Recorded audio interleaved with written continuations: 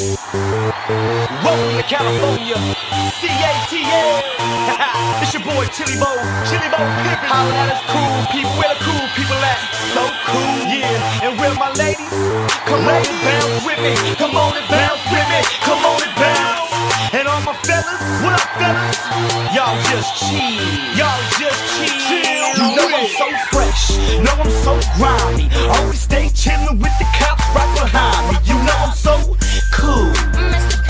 You know I'm so cool.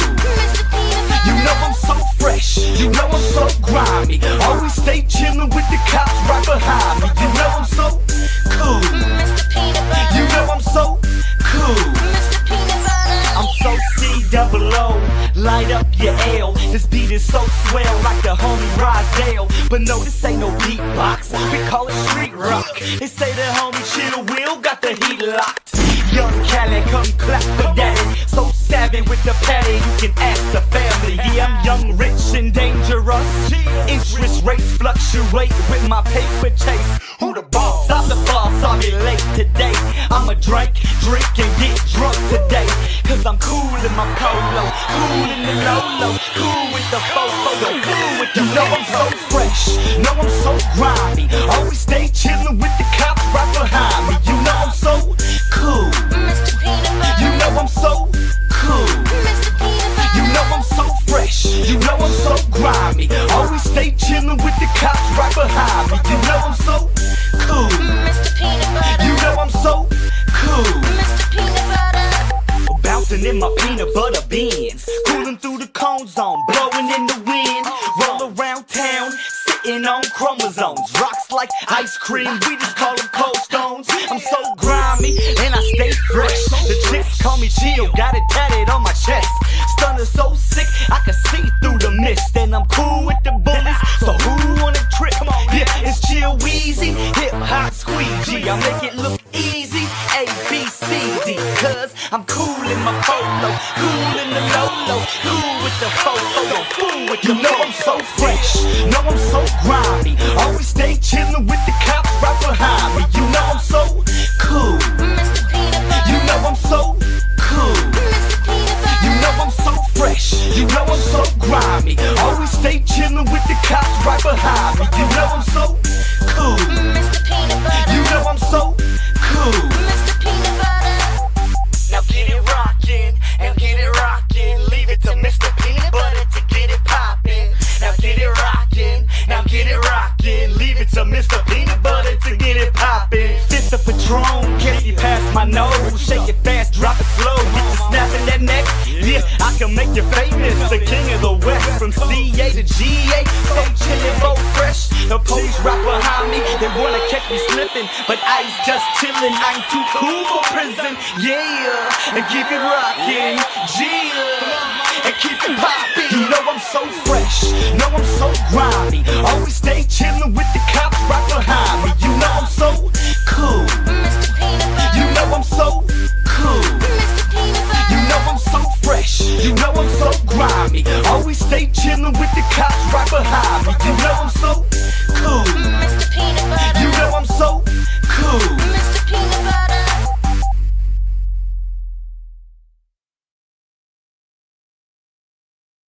Hello, everyone. Welcome back. Glad to have you. Today, I want to try something a little bit different. I'm going to incorporate some comments from a viewer with a subject that I already.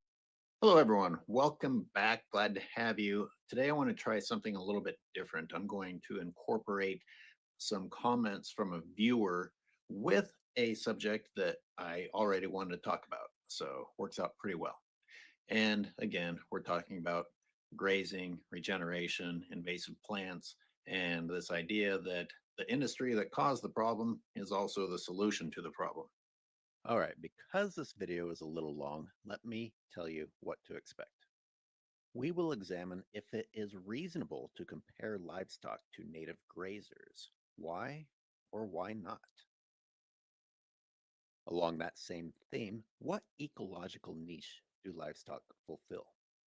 We'll take a look at historical regeneration, particularly in the Northwest Pacific area, and what the native grasslands dealt with prior to European contact. We will look at a claim that it wasn't actually the grazers that caused the conversion. It was just the introduction of non-native seeds. Speaking of making claims, what's the difference between an unsubstantiated claim and a well-tested, well-thought-out theory? With that in mind, we will look at what one of my viewers asked of a pro-grazing organization and see if he received a legitimate response. Okay, let's go.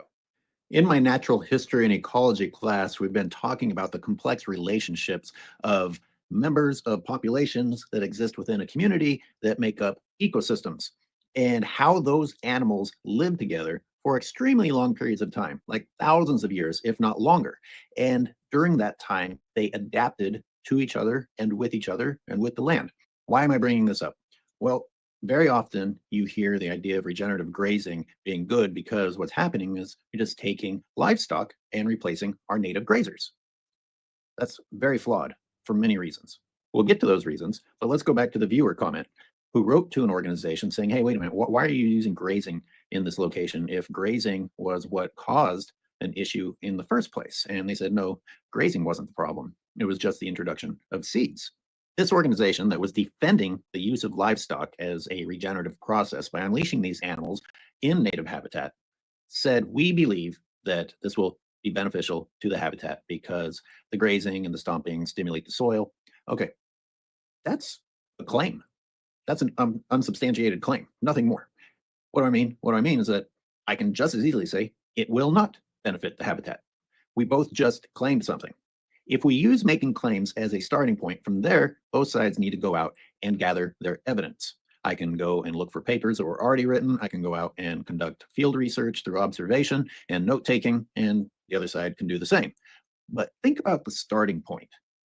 One side is claiming that an industry that converted native habitat to invasive agricultural habitat in what is the equivalent of a blink of the eye in a long-term timeline is now saying that that same industry is going to be the salvation. The other side is saying, no, that's as ridiculous as it sounds.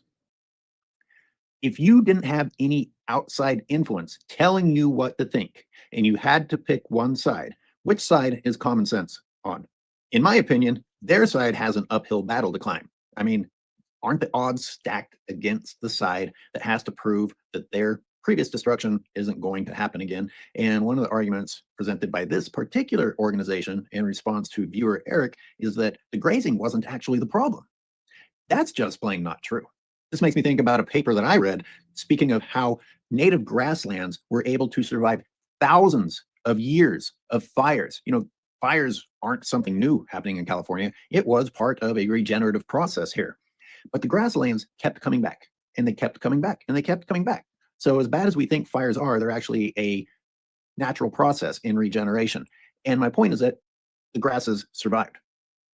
It took, what, a couple hundred years less for the introduction of agriculture from Europe and the livestock to end all that? Think about it. These native grasslands survived thousands of years of fire, couldn't survive 100 years of invasive grazing.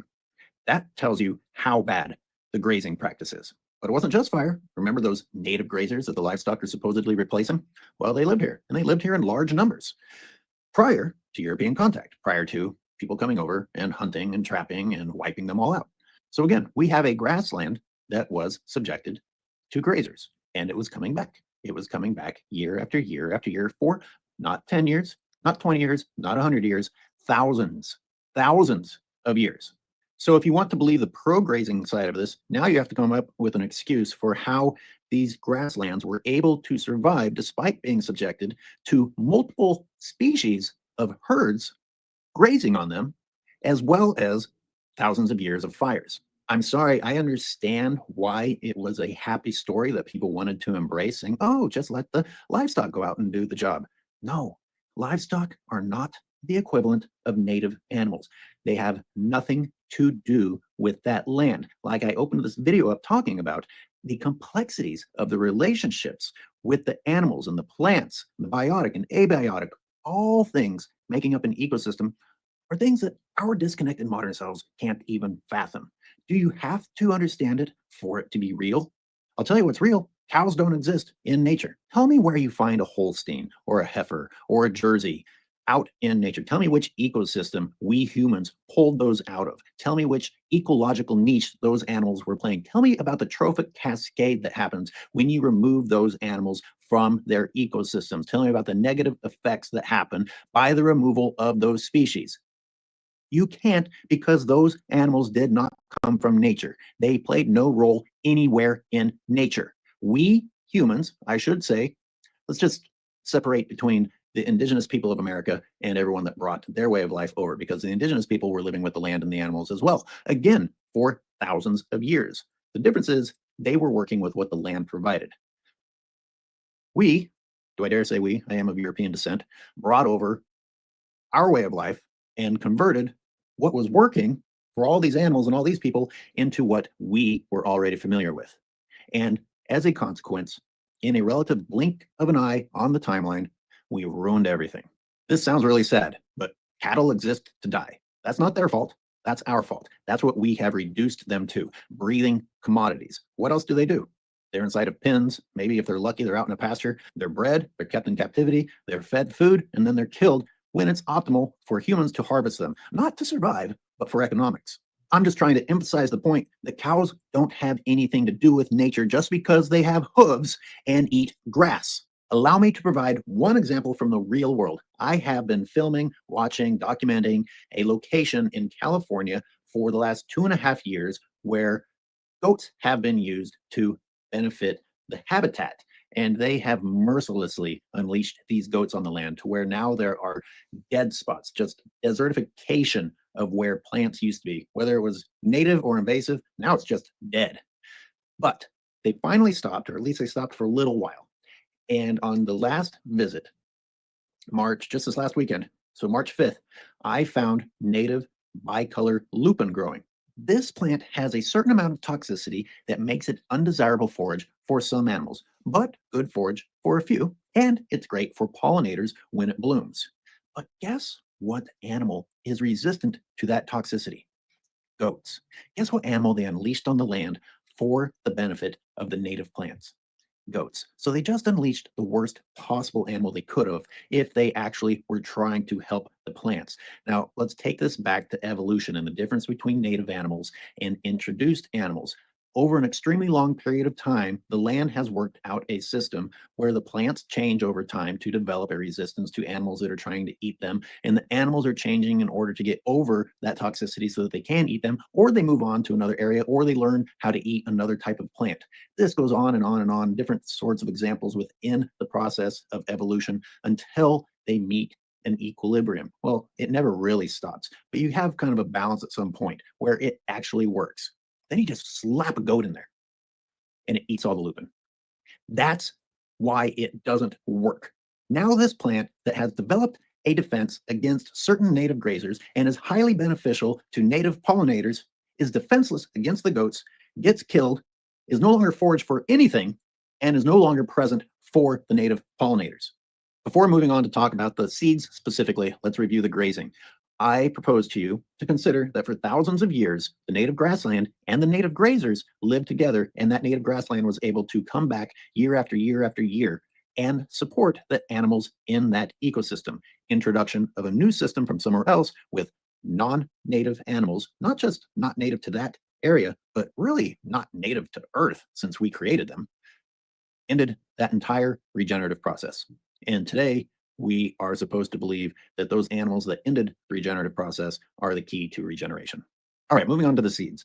They stated that grazing wasn't the issue, it was the introduction of the non-native invasive plants. Well, that certainly was a big part of the problem, but I would say that part 2 can't happen without part 1, at least not in the timeline that it did.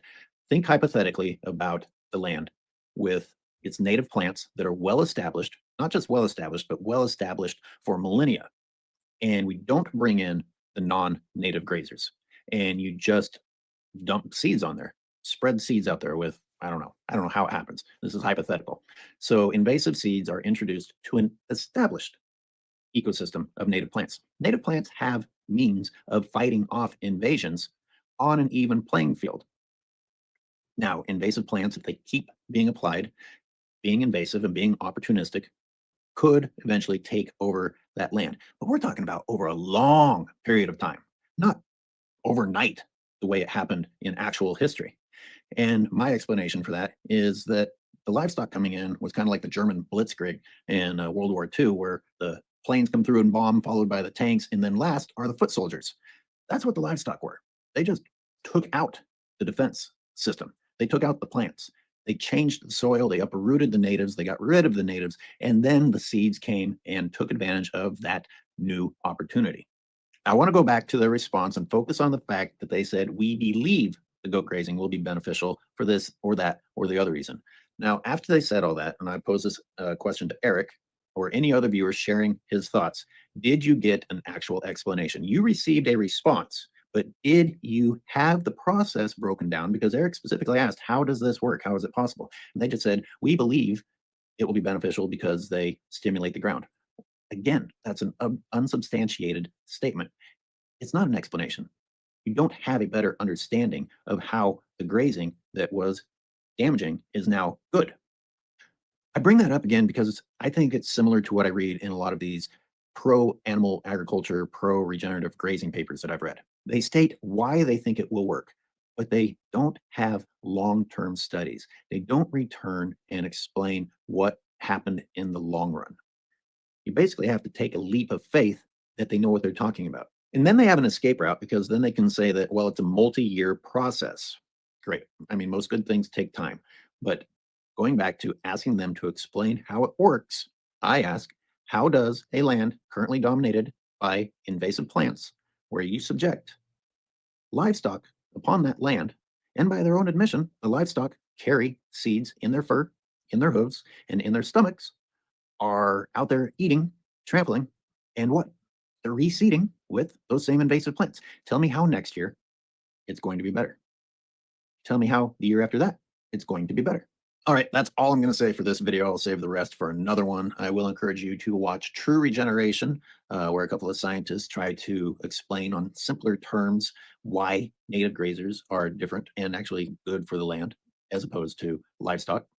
And I'll see you next time. Keep the questions coming. I think I'll start doing this more. Give me some good questions within the comments of the videos, and we'll address them in videos.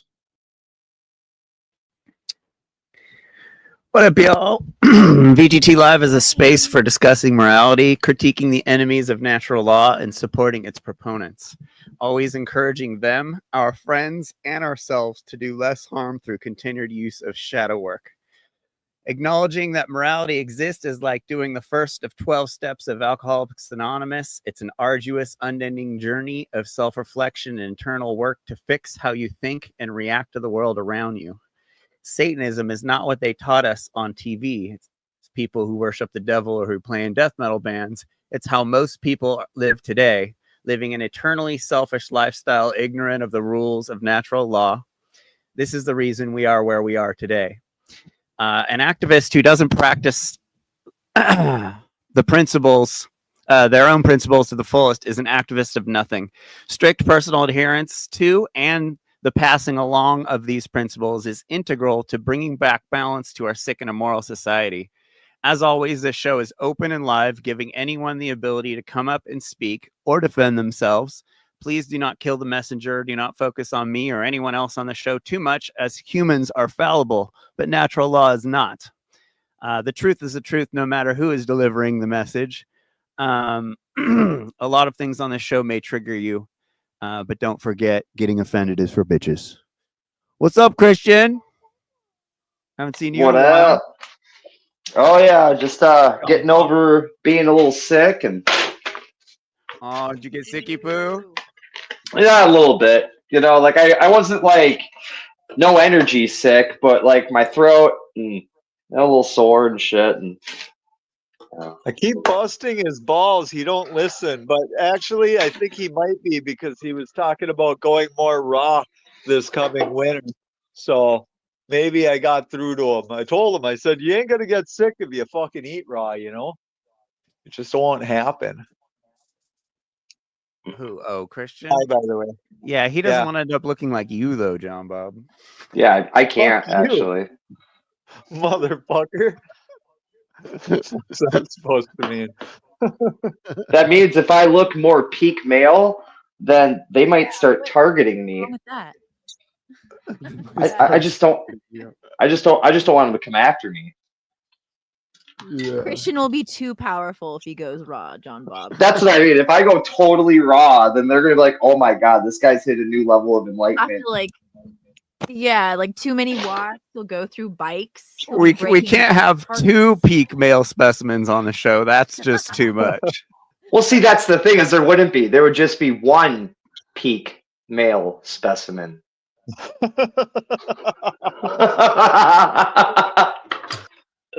Oh shit! Oh, it's fucking awesome. That was intense. I So don't know. yeah, Final you know, Fantasy Garland II. Farms and all these other meatheads doing the carnivore diet that talk about regenerative grazing, like it's going to save us. It was pretty funny. Me ran out in California for a little bit, and there was this park we used to ride our bikes through, and it was connected to someone's field, and they had cows in it regeneratively grazing. And the places just looked like shit, smelled like shit. There's flies everywhere. People are bringing their kids to see the cows, and they're just getting like inundated with flies. And then there was we were always laughing at it because they had all these plaques up that talked about regenerative grazing and all this stuff. And they had like the cutest cows in the world there. They weren't like the shitty cows you normally see. They were just like the cutest cows. Are you?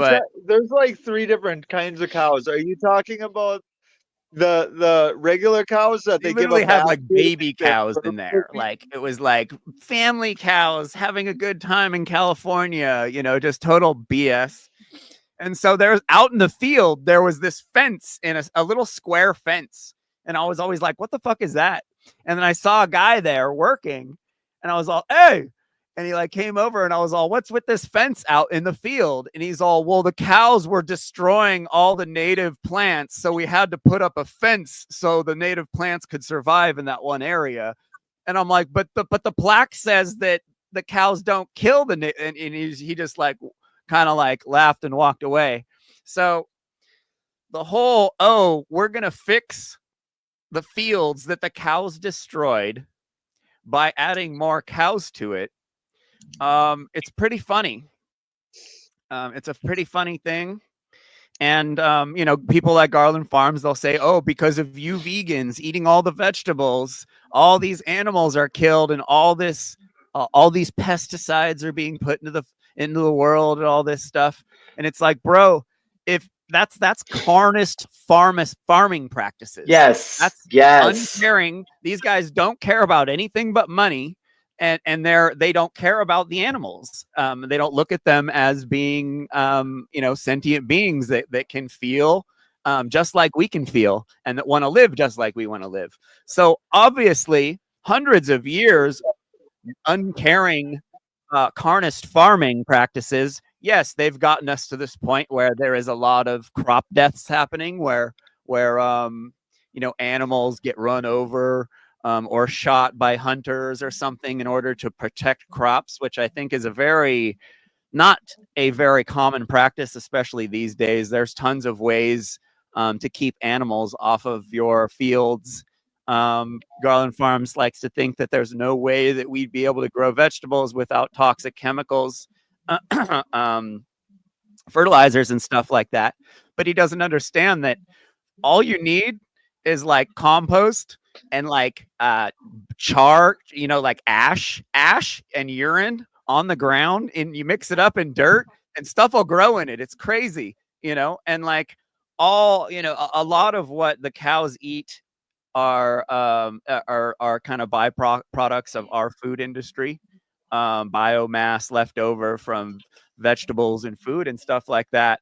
And that's actually a pretty large percentage of some of their diets. And that could all be turned into compost for all these fields if veganic farming practices became the norm instead of these uncaring psychopathic carnivorous farming practices, which caused all these farms, all these fields to be fucked up.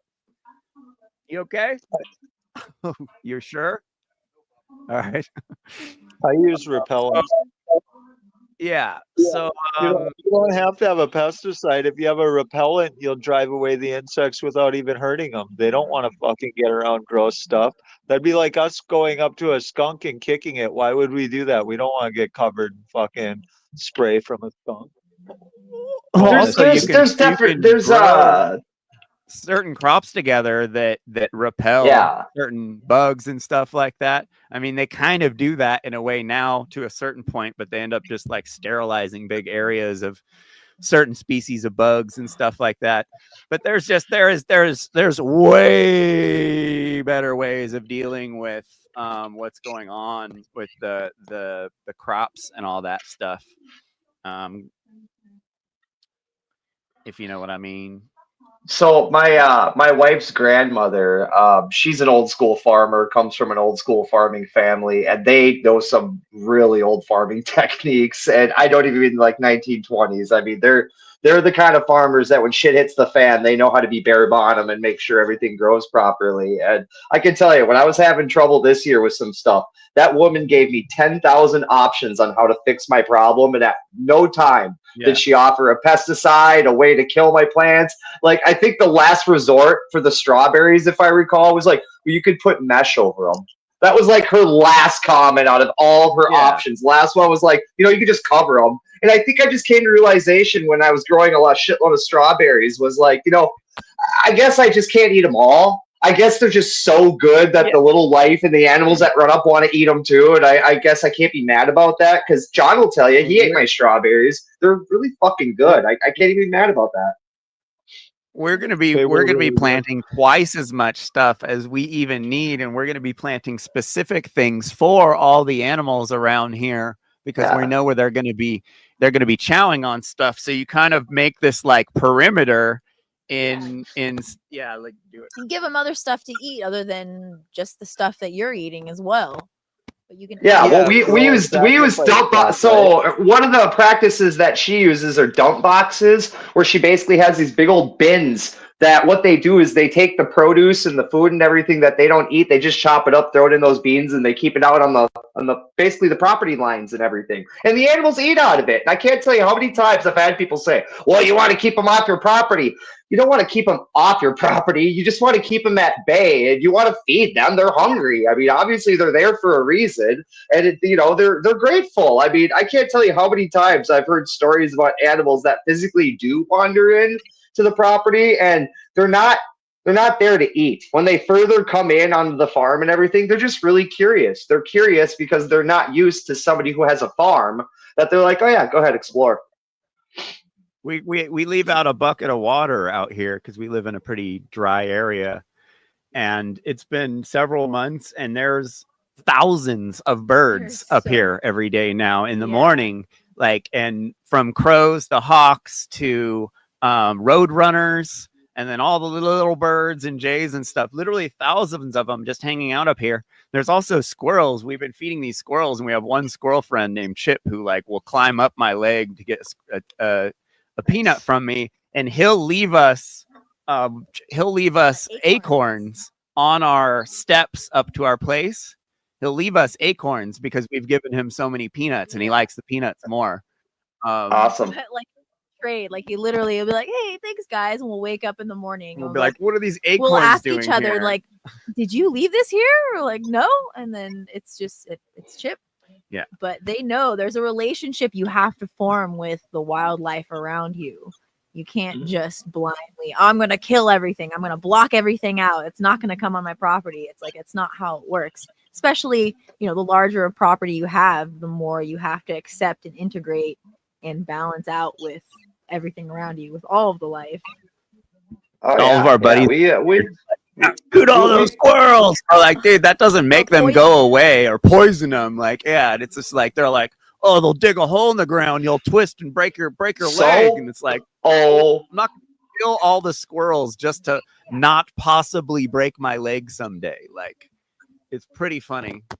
To be honest, I got a lot of holes in my yard, and they're not actually from the squirrels. They're from the bunnies, because when bunnies have babies, they basically dig a big old hole in the ground. They basically dump their babies in the ground, and then they're gone. They'll stop by like once a day. They'll feed their babies, and they'll disappear. And then one random day, John knows, one random day, there's just, oh, here's a bunch of bunnies. They'll just come flying out of the hole one day, and here's a bunch of little bunnies just kind Oh, of jeez. hopping around and doing their thing. And, the neighbors She's hate got it. one People bunny around friend. here hate it. Oh, I bet. One, Yeah. one bunny friend? Oh, bunny friends. Bunnies. Rabbits.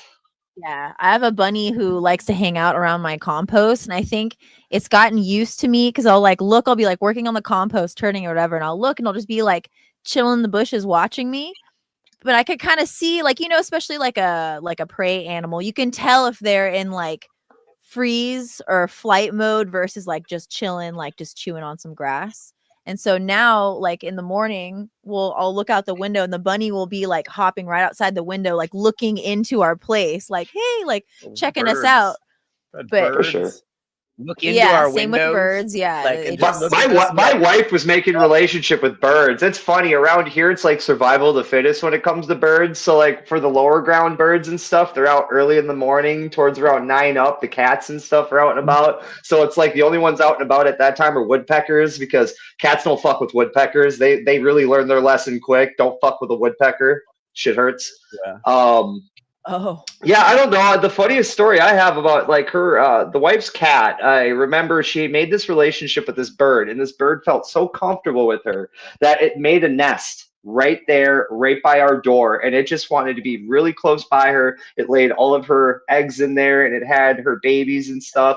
And then one day her cat got outside, and let me just tell you, that was not a pretty sight. She was out getting her food for the little babies, and all of them were dead, and it was a bad thing, and she had to clean up the mess. And that poor mother bird wandered around our yard in the front of our house for months, just lost, like didn't know what to do. And then one day she was just gone. And I mean, I have never felt so bad. I mean, I just, when you eat meat and you're a part of that mindset, you don't even think of it. But when you like go vegan and your life is more focused on helping animals, shit like that, like it hurts. And when you have kids.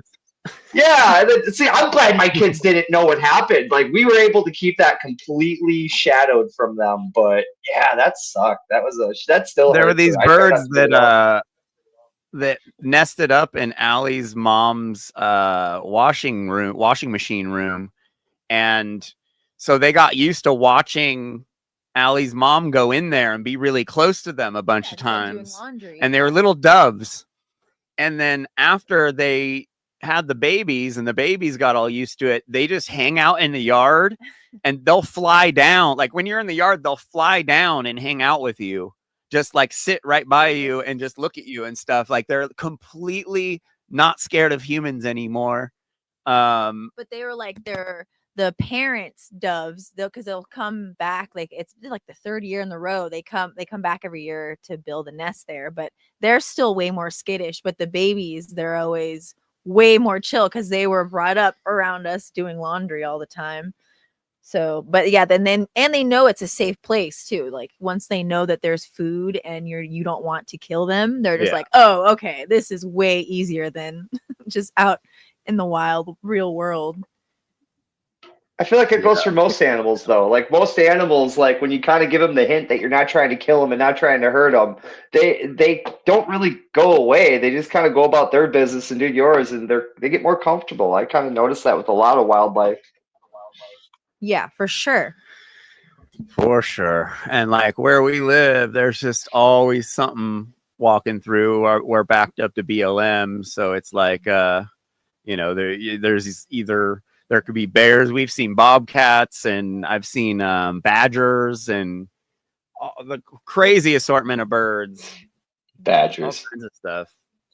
Me and John were talking today. We had a great conversation today about okay, John, here it is. We are those people. We're gonna do it. We are gonna have the conversation. Let's just say we are omnivore or carnivore. Let's just say it. So there's no tools, right? We don't have any tools. We don't have any weapons. We don't have any spears. We got nothing. We got bows. We don't got arrows. We are just primal humans back in nature. Or we're omnivore or carnivore or something. We eat meat. That's what we do.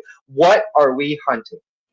What are we physically, what are we getting into a hunt with if we're winning? If we broke it down to a skunk, I think if, as a human, I think I could take a skunk. It's going to stink. It's going to be not pleasant, but I think I could take out a skunk. And we were discussing like a badger. And don't get me wrong, he's going to bite the fuck out of you. It's going to hurt. You're going to get your ass half whooped by a badger. But I think you could almost take a badger. And other than that, I can't think of anything. What else did we come up with, John? Did we come up with one other tiny little fucker that just we didn't I think wanted to say you said we could take a possum. We Possum, yeah. could not take a fucking weasel because weasels are, they might seem like Sly little little fuckers. fucking rodents, you know, like ferrets and shit, but they're tough as fucking nails, man. A weasel will fuck you up, you know? And I mean, honestly, most of these animals would fuck you up. I remember getting chased by a beaver when I was a little kid. I was chasing this cute little beaver. Me and I want to say it was my sister, my neighbor. We were chasing this beaver through the backyards. And all of a sudden, this motherfucker turned and started jumping at us, hind feet. And, you know, dude, this beaver scared the hell out of me. I didn't want to get in a fight with a beaver. I mean, that thing was scary, man. Isn't that crazy though? When you think about it, like one of the worst parts about the carnivore argument is trying to explain to them, okay, but look, you have to think as a human, if we were designed to eat meat or we're supposed to eat meat, we can't outrun most of the animals or the things that you say we're supposed to. We couldn't take them out. I mean, think about it. Even if you tried to get into a fight with like a domesticated house cat, you're gonna lose. Like, dude, I've multiple times been in situations where house cats are scared shitless, or there are positions that I had to remove a cat from somewhere. And dude, I was bleeding shitless by the time I was done touching that cat. I don't want to get into a fight with a house. No, a house cat will fuck you up. You know, woolly mammoths back in the day, they ran like 38 miles an hour. Like, what are we gonna do? Think about that against that go sheer like 6 force. miles an hour, top speed. Like, you know, like that's not. We weren't like taking these things down left and right. We aren't made for that kind of shit. We aren't made for combat with animals. We have soft skin. All of our veins are exposed. You know, literally. Like all kinds of stuff. There's all kinds of reasons why we don't have the tools. We don't have claws. We don't have teeth. We don't have the stuff to take down animals without tools. Yeah, plus we got juicy jaws. Our jaws do all that cool movement stuff compared to like carnivores and or omnivores where they only got that up and down shit. But yeah, these farmers, man, these farmers. So what a farmer does, like they literally, when a farmer talks about natural, it really cracks me up because farmers are literally the opposite of natural. They take a animal's natural routine and habitat and take it down to the smallest possible area. They take away their regular routines. They take away, you know, the natural, like this guy was talking about earlier in this video, like they're taking away when you put a bunch of cow that aren't supposed to be in an area, it drives away all the natural foraging animals that would normally be through there. And it pretty much decimates the place. And these guys, you know, just swear by this. Oh, we're going to put more cows on the cow field and it's going to fix it. And it's just like, dude. And I had goats. I had 2 goats. I had 8 acres. And within a few months, they had decimated the whole 8 acres. And every inch of the place was covered in shit. And it's gross, you know, like, sure, it might be good for the soil, something that might grow there at some time, but it's gross. And that's a very unnatural situation to have a ruminant animal that's going to shit over every inch of your property. And in order to really regenerate the soil, it would have to happen a lot of times. So it's just, it's completely ridiculous. And these guys just don't want to talk about compost. Don't want to talk about composting at all. Does it really regenerate soil though? Think about this. We've been taught that fucking piss and shit regenerates soil, that we need to fucking spread fucking sewage on everything. But prior to fucking animals even developing on the earth, we had vast, huge forests, You know what I mean? We had fruit, we had plants, we had hundreds of thousands of different types of plants covering the fucking globe, and there wasn't even fucking so much as a fucking mouse developed yet. So do we really need sewage from animals when we've had these giant, what was it, deciduous period? Well, that's Or so do I I have that actually wrong learned from that. twisted? I worked on an organic farm. I actually learned from the farmer whose name was Adolf. Character that guy was. But I learned from him actually the history of it. He was a history teacher at one time before he retired and opened his organic farm of him trying to just grow a bunch of random stuff. But where it came from, the piss and shit thing, is a bacteria thing. It's the bad bacteria that creates good nutrient story. That's literally where it came from. It's nothing more than that. It's just that adapted to growing. That's all it really is. And there is a level of truth to it, but it also comes down to what do the fucking animal eat? You know, you can't just be a toxic motherfucker and trying to use the toxic animals shit and piss and hoping that, you know what I mean? Like, look what happens when we try to use human shit in Texas. It just creates E. coli problems left and right because it's nasty shit. This isn't a problem that happened because of us, though. This is carnist farming practices, No, correct. irresponsible Because of what they carnist eat. farming practices that have pulled all the nutrients out of these fields. So it's not like it's ridiculous for us to even have to like speculate this shit because it's something that should have never happened to begin with. If these guys cared about sustaining their businesses, they would have taken better care of their fields. Yeah, turning soil is kind of a weird thing too. Because that farm that I worked on, I remember he was really weird against that. When we planted potatoes, it wasn't like most farms did it, where they did the full crane and they did the soil turn. But what we would do is he would do a single line, and then we'd do the tomatoes and buy a potato. And then we would come and hand bury them. And that was like just the potato part. Like when it came down to doing like the veggies and everything like that, it was the same thing. We were like out there on our hands doing more planting than we were by turning soil, and people sitting on the back of machines and dropping seed like they do it in, industrial farming. So with your potatoes, you guys just cut a line and you put potatoes in a straight line. Yep. Straight line. There's a lot of different ways they, of doing it. We've been looking. Oh yeah, so that's the way he did it. It was just a straight. So it's like a little shovel thing that just kind of drags the line, and then we just kind of with buckets kind of behind them, and then we plant them by hand, and then we bury them. That's how they would do it. And then when it came to digging the potatoes up, it was literally the same process. Just take that fucking machine and come through, and it kind of lifts it back up out, and then you come and you pick them up. Oh no, I saw a way of growing them in the air that I really wanted to kind of check out. I couldn't. You want to grow a potato in the air? Yeah. You want to grow a root veggie in the air? They hung the shit above you. I kid you not, in like a fucking trellis type thing. It looked like the coolest thing. I kind of want to look into it. And then I also saw this bucket method where they would plant them in layers and put dirt layer, and they just empty one layer at a time, and Well, one of his projects was the corn thing. What he would do is he had a contract with Waste Management, and when they would turn the garbage or whatever, move it stuff, that sludgy slime that was at the very bottom, they would basically bring that over him in the bin load, and he would dump that in mix it up with his soil and everything, and that's what he would use to grow his corn. True story.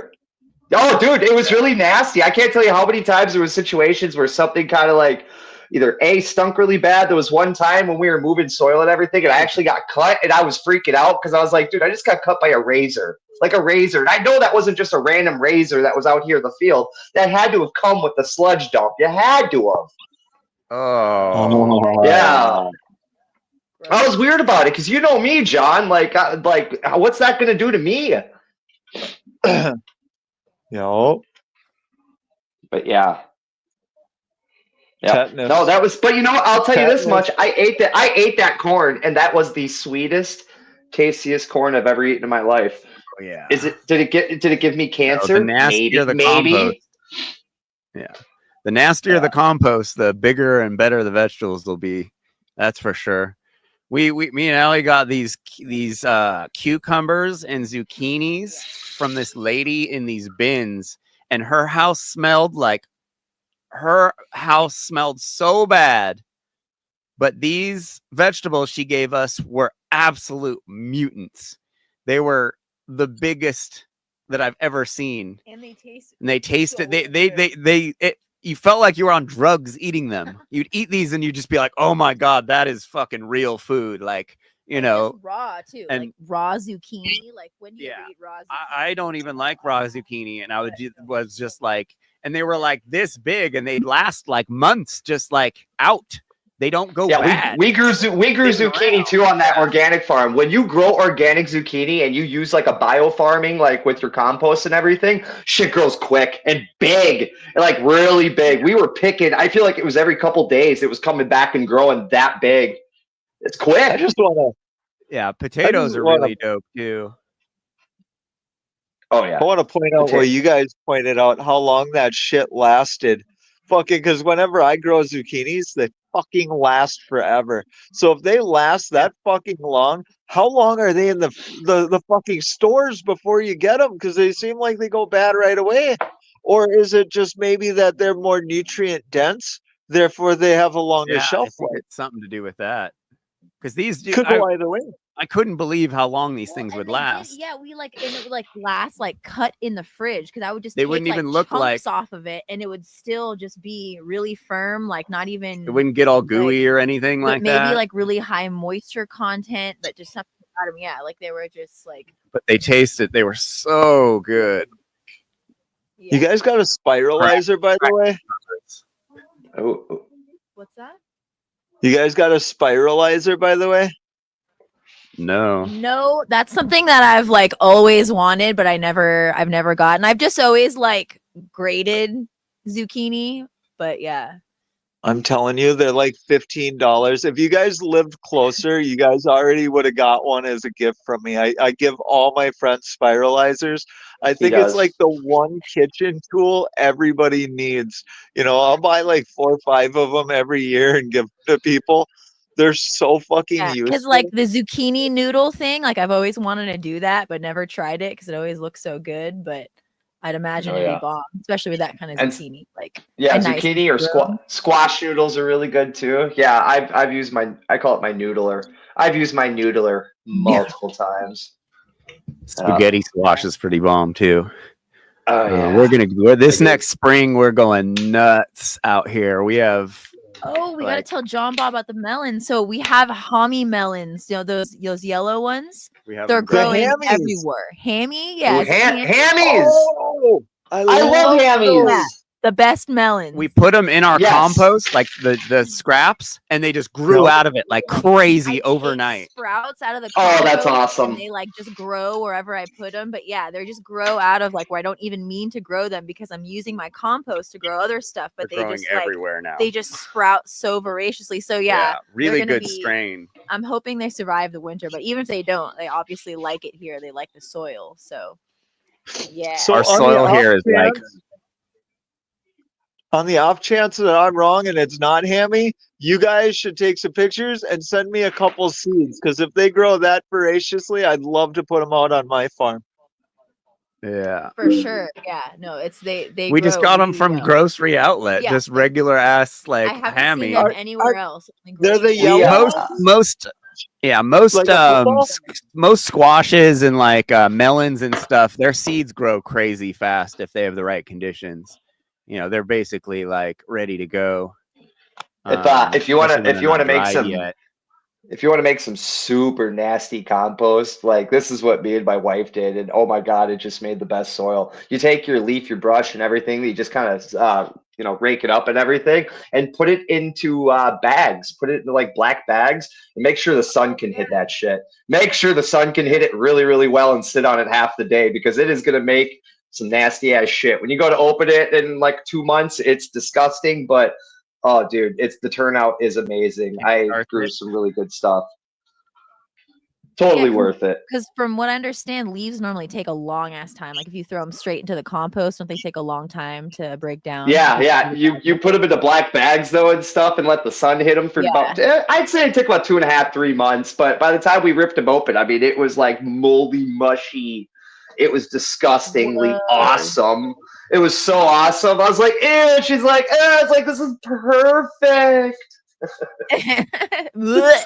We're pretty much Exactly. in a pretty volcanic area, and our soil is like black red. It's like really, Ooh. really, really, really nice shit. But the compost here, starts really fast. Like her compost pit that we started a couple months ago looks amazing. I've been collecting ruminant shit from. There's a lot of cows in this area, just kind of walking around, and whenever I see cow pies, I'll throw some in a bucket and we throw those in there. And it's like in a city, you have to like really try to make a compost, but like out in the sticks, like in the ground in nice soil, it just happens so quickly. But we'll have to do the My bag wife- method. We have a lot of pine needles, dried pine needles, and those take a long time to break down. Yeah, we gotta we have them sitting in bags already too. Yeah. My wife Bracky. made banana ice cream. Bracky, by the way. Ooh. Whoa! So this video, Dr. Peter Rogers, everyone should subscribe to him. Cool ass vegan doctor. This is a video you should send to all your moms and aunties and sisters that are getting older. Very really interesting. good. I don't think I'm ever gonna win with my mom. Fucking Christian was talking to my mom today, and fucking I finally got her to like some vegan doctors and stuff.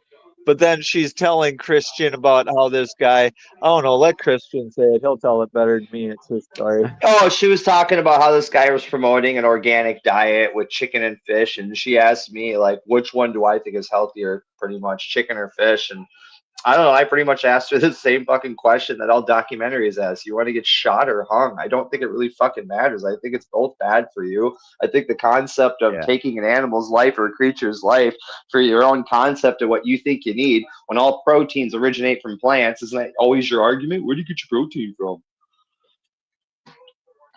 Yeah. Yeah. But Pretty damn. We're going to talk about the postmenopausal female death spiral. I'll get my hands lined up with the webcam. Okay, so this is something that happens to a lot of postmenopausal women. It's totally preventable, so you don't want to spiral down and crash like so many of these unfortunate women. Okay, postmenopausal female dietary death spiral with calcium. A lot of postmenopausal women are locked into this death spiral and they can't get out of it. It's a vicious cycle, but we're going to show how to break out of it. Okay, she gets overweight because she's exposed to too many estrogenics and she's eating too much processed food, meat, and oils. All right, just being overweight increases blood pressure. Then that same diet causes prediabetes or diabetes, and the hormonal effects from that and the sodium effects, plus she's eating too much sodium from processed food, they're all driving her blood pressure up. So she goes to the doctor. She gets put on a diuretic as a typical first single drug treatment for a lot of postmenopausal females. But guess what? The diuretic causes a loss of potassium in her urine. What's potassium? It's a vasodilator. It comes primarily from plants. So that's a problem. That could drive up her pressure. She'll also tend to void out more magnesium. That's a problem. Magnesium, like potassium, is a vasodilator that comes primarily from plants. So that can push up her blood pressure. Then how come it's given to treat blood pressure? Because it also is a diuretic. So what happens is it lowers the blood volume, and that'll lower her blood pressure. The dehydration effect will dominate to lower blood pressure. But there's a problem. When you're dehydrated, your blood's a little thicker, a little bit more prone to clotting. You don't want clots. The reason people die is because of clots, by far, far, far more likely than from bleeding. Okay, we're going to see it's going to get a lot worse. But you can see where this is going. You know, you're not winning when you're losing your potassium and your magnesium. A lot of times she's stressed out. She's drinking caffeine, causes her to void more, lose more magnesium in the urine. The stress causes her to lose magnesium in the urine. Caffeine's a stress equivalent. She's often sleep deprived. Well, guess what? That's a stress equivalent. Raises the same hormones, the catecholamines, adrenaline and noradrenaline, and cortisol. This leads to a net loss of magnesium in the urine. Magnesium is a really important vasodilator. Most people are deficient in magnesium. That's not good. Most common dietary deficiencies: potassium, magnesium, and fiber. Okay, so because she's low in those things, a little bit of a hypertensive effect. And like I said, she's never going to get better. You see how she's stuck into a spiral here where she's never going to get better? Okay, and we're just warming up. It's going to get worse. Then she's worried about osteoporosis. So she gets told to take a calcium supplement, or she reads somewhere to take a calcium supplement, or to drink more dairy or something. These are bad ideas. Okay, this is going to cause more magnesium loss in her urine. So, okay, then it's been shown women who take calcium in their diet from tablets and just their diet with over 1,400 milligrams per day of calcium or higher, they've got a 2.5 times increased all-cause mortality. So you get that, more than double the risk of death. Okay, that's a big deal. Plus also, by taking calcium. Cancer. Obviously, breast cancer is a big deal, but what I'm trying to say is a woman who's postmenopausal is far more likely to die from a myocardial infarction, from a heart attack, than from breast cancer. Okay, here's a paper. Actually, I got the paper on the next slide.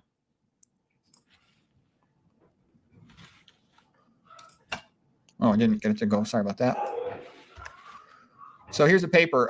Long-term calcium intake and rates of all-cause cardiovascular mortality. Yikes. So here's a key line down here.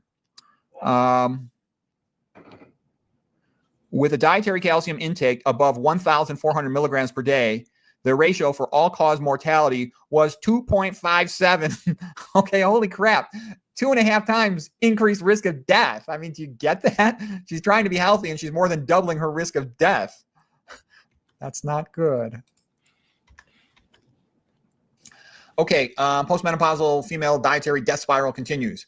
We talked about the dairy. We talked about metabolic acidosis in the past from the dairy, from all animal protein. And she's going to lose calcium because of the animal protein.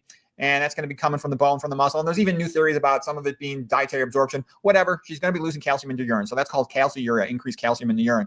And that's going to precipitate and start blocking up kidney tubules. It takes a lot of time to cause kidney failure, but over the course of about 50 years, she's going to be progressively knocking off her kidneys.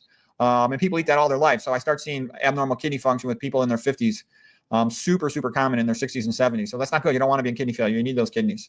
In addition, sometimes the calcium precipitate into bigger chunks, and those cause kidney stones. It can be very painful. And, you know, you ask any radiologist, looks at abdominal CT, they see calcifications in the kidneys on a non-contrast CT all the time, several times, every single day, as well as kidney stones. Super common. Okay. Then she gets her vitamin D level checked, and the type they check, you know, the 25 hydroxy vitamin D in the liver, that one is routinely low in people. And like I said, McDougall never. John Bob, your boyfriend's here. People should go out and get some sunshine. Okay. It's not the same to get sunshine. It's much better to get sunshine than to take the oral pill form. But the problem is they'll often take the pill form, and now they're getting more calcium absorption from the gut. So now this lady keeps on driving up her risk of premature death. We're going to explain it all on the next slide. Why is she such a high risk for premature death? Well, let's see. Maybe it's on my other slide. We'll see. Okay. Well, anyway, she's deficient in the things she really needs, like fiber, potassium, magnesium, and vitamin C, but she's overloaded with sodium, with calcium. Okay. And she's becoming progressively more thrombotic. In her mind, she's thinking, let me see, make sure I got the right slide. In her mind, she's thinking, you know, she needs her protein, she needs her calcium, she needs her good fats. No, those are the things that are killing her. Okay. Literally. It's like a Trojan horse. You increase your intake of animal protein, calcium, and so-called good fats, you increase your risk of premature death. Okay. Let's see. Where did I have all my stuff? I had more stuff here. Let's see. All right. Well, here's the Bantu women. It's good to have the Bantu women. So there's an epidemiology contrast. I previously talked about them, but they're highly relevant at this moment. They will typically have about 9 kids. All right. So this lady doesn't drink any dairy. She only takes in about 350 milligrams of calcium per day. That's minuscule. All right. They don't have any problems with osteoporosis. She nurses each kid an average of 2 years. Okay. I actually think American women should be taking much more time off from their jobs to nurse their babies. It's better for their children's IQs, better for their health, better for everything. Okay. So, okay, here's this next slide. Now we're going to really get into what's happening here. Okay. So the Bantu woman, they live in South Africa, 9 kids, nurse each one 2 years, 350 milligrams of calcium per day. No problem with osteoporosis. Okay. Lots of westernized women are taking over 1,000 milligrams a day. All right. But the animal protein they ingest, as well as phosphoric acid and other things, is counteracting it. So that's a key point. The problem is not more calcium intake. That's an important point. All right. Calcium supplements also are a bolus of calcium. Calcium is a clotting factor, so it increases the risk of blood clotting. We talked about it. Blood clotting is why people die primarily. You know, when you clot an artery in your heart, that's a heart attack. You clot one in your brain, there's a stroke. In your eye, blindness. In your ear, deafness. Okay. So anyways, look at all these clotting risk factors. Number 1, postprandial thrombotic blood, because she gets a transient bolus of calcium that makes her blood more thrombotic. And then you won't even see it, because if you check a blood level the next day, the blood will have a normal calcium by the time you recheck it. So that's 1 clotting risk factor. Then she's dehydrated. That's 2 clotting risk factors. Then she eats a high-fat diet, which increases clotting factor number 7. That's 3 clotting factors. Plus, it's sticking the LDL cholesterol together into rouleau formation. That's 4 clotting risk factors. Then, because she's stressed out, increased fibrinogen, increased factor 8, clotting factor, antihemophilic factor, increased von Willebrand factor. That's 7 increased clotting risk factors. Boom. No wonder she's got 2.5 times risk of all-cause mortality, death, like from myocardial infarction and stroke being increased. So what I'm saying is, no. think in a more simple way. Say, what was probably the healthiest thing in the world for my ancestors, Adam and Eve? Well, gee, they walked around all day, got a lot of sunshine, got a lot of exercise, spent time with their extended family in a social relationship, and ate a bunch of plant foods. Okay, that's what humans are designed to do. To the extent we can mimic that, with the advantages of indoor heating and plumbing, of course, which are very nice to have, that makes us healthy. Not all this razzle-dazzle stuff. Okay. That's fantastic. So anyways, here's the references. Magnesium Miracle by Carolyn Dean. It's a little bit of a crazy book, but she does do a good job of going pretty thorough over the benefits of magnesium, problems with deficiencies. The downside of that book, she advertises herself too much, but it's still nice to have an audiobook. I like audiobooks to listen to in the car. Okay, here's a paper showing a 2.5 times increase all-cause mortality from the British Medical Journal there. There's a reference. Pritikin talked about the Bantu women, and so have others. And anyways, hope that was helpful. Who is this guy?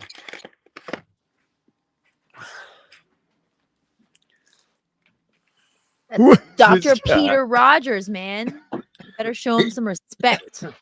He Yeah, like who's this guy? Sherlock Holmes. Like fucking him and Watson Luddite. would be getting it on or something. What? I said he looks like he'd be What? down with Sherlock Holmes. Like he looks like he'd be hanging out with Watson. That guy. Yeah, he kind of does. He does. He looks right? like Yeah. Luigi, kind of like Super Mario Brothers a little. Yeah, but a little like turn of the century, like 1800, you know, like that kind of. But yeah, I could see that. It's the mustache, you know. How's everybody doing tonight? Everyone good? We're all Good, man. excellent. Glad to hear that. So, what? Talk to me. What happened with Berwick? What happened with Paul Unslaved? I've been a little busy lately. Why don't you tell us what happened? Did you vote for Donald Trump? Be honest, No. Justin. No, I've never voted in my life. I'm too smart for voting. Good call. Good call. Word That's on what I the would like to streets hear. is you Oh, I'm support as blatant slavery. as they come, baby. You know. Then why do you support slavery? You might as well Because be I'm a as smart voter. as they come. Really, you want to do this, John? You really want to? Okay. As smart as they come, but still can't get a T-shirt. But still support I'm at slavery. my house. You're I'm You're the always smartest in guy your in the world, house. yet still can't put on a T-shirt. I'm letting my skin breathe. Yet I'm at still my house. doesn't know how to use a computer. Still can't get the shirt. What? Why do you even? Why would you want me in a shirt anyway? I don't want Jeffrey's you. ex Jeannie, have you actually- seen this Jeffrey's video? ex- Jeffrey's That's the last ex thing I actually want. told me to shave my beard because I was too pretty to have a beard. So I feel a similar way about the shirt. You know. What? Whoa. Je- Tell me Je- more Jennifer, about your emotions Jennifer. about it. Is that why you don't wear a shirt? No, I'm just usually naked at my house. Although I actually burned my dick cooking the other day, which was pretty funny. I've been close to it. No My argument dick? there. You've been No, close to well, my dick? yeah, I have been. That was a Tuesday though, and it's a Sunday Well, now. you're using the Let's talk same about what it's like to Puffy. I burn think your I dick. I've been remembered there before. What's that? I said, well, are you using the same drugs as Puffy? I figured I'd remember a guy like you. I told you. I told all of you he was working for Puffy, and you all thought I was lying.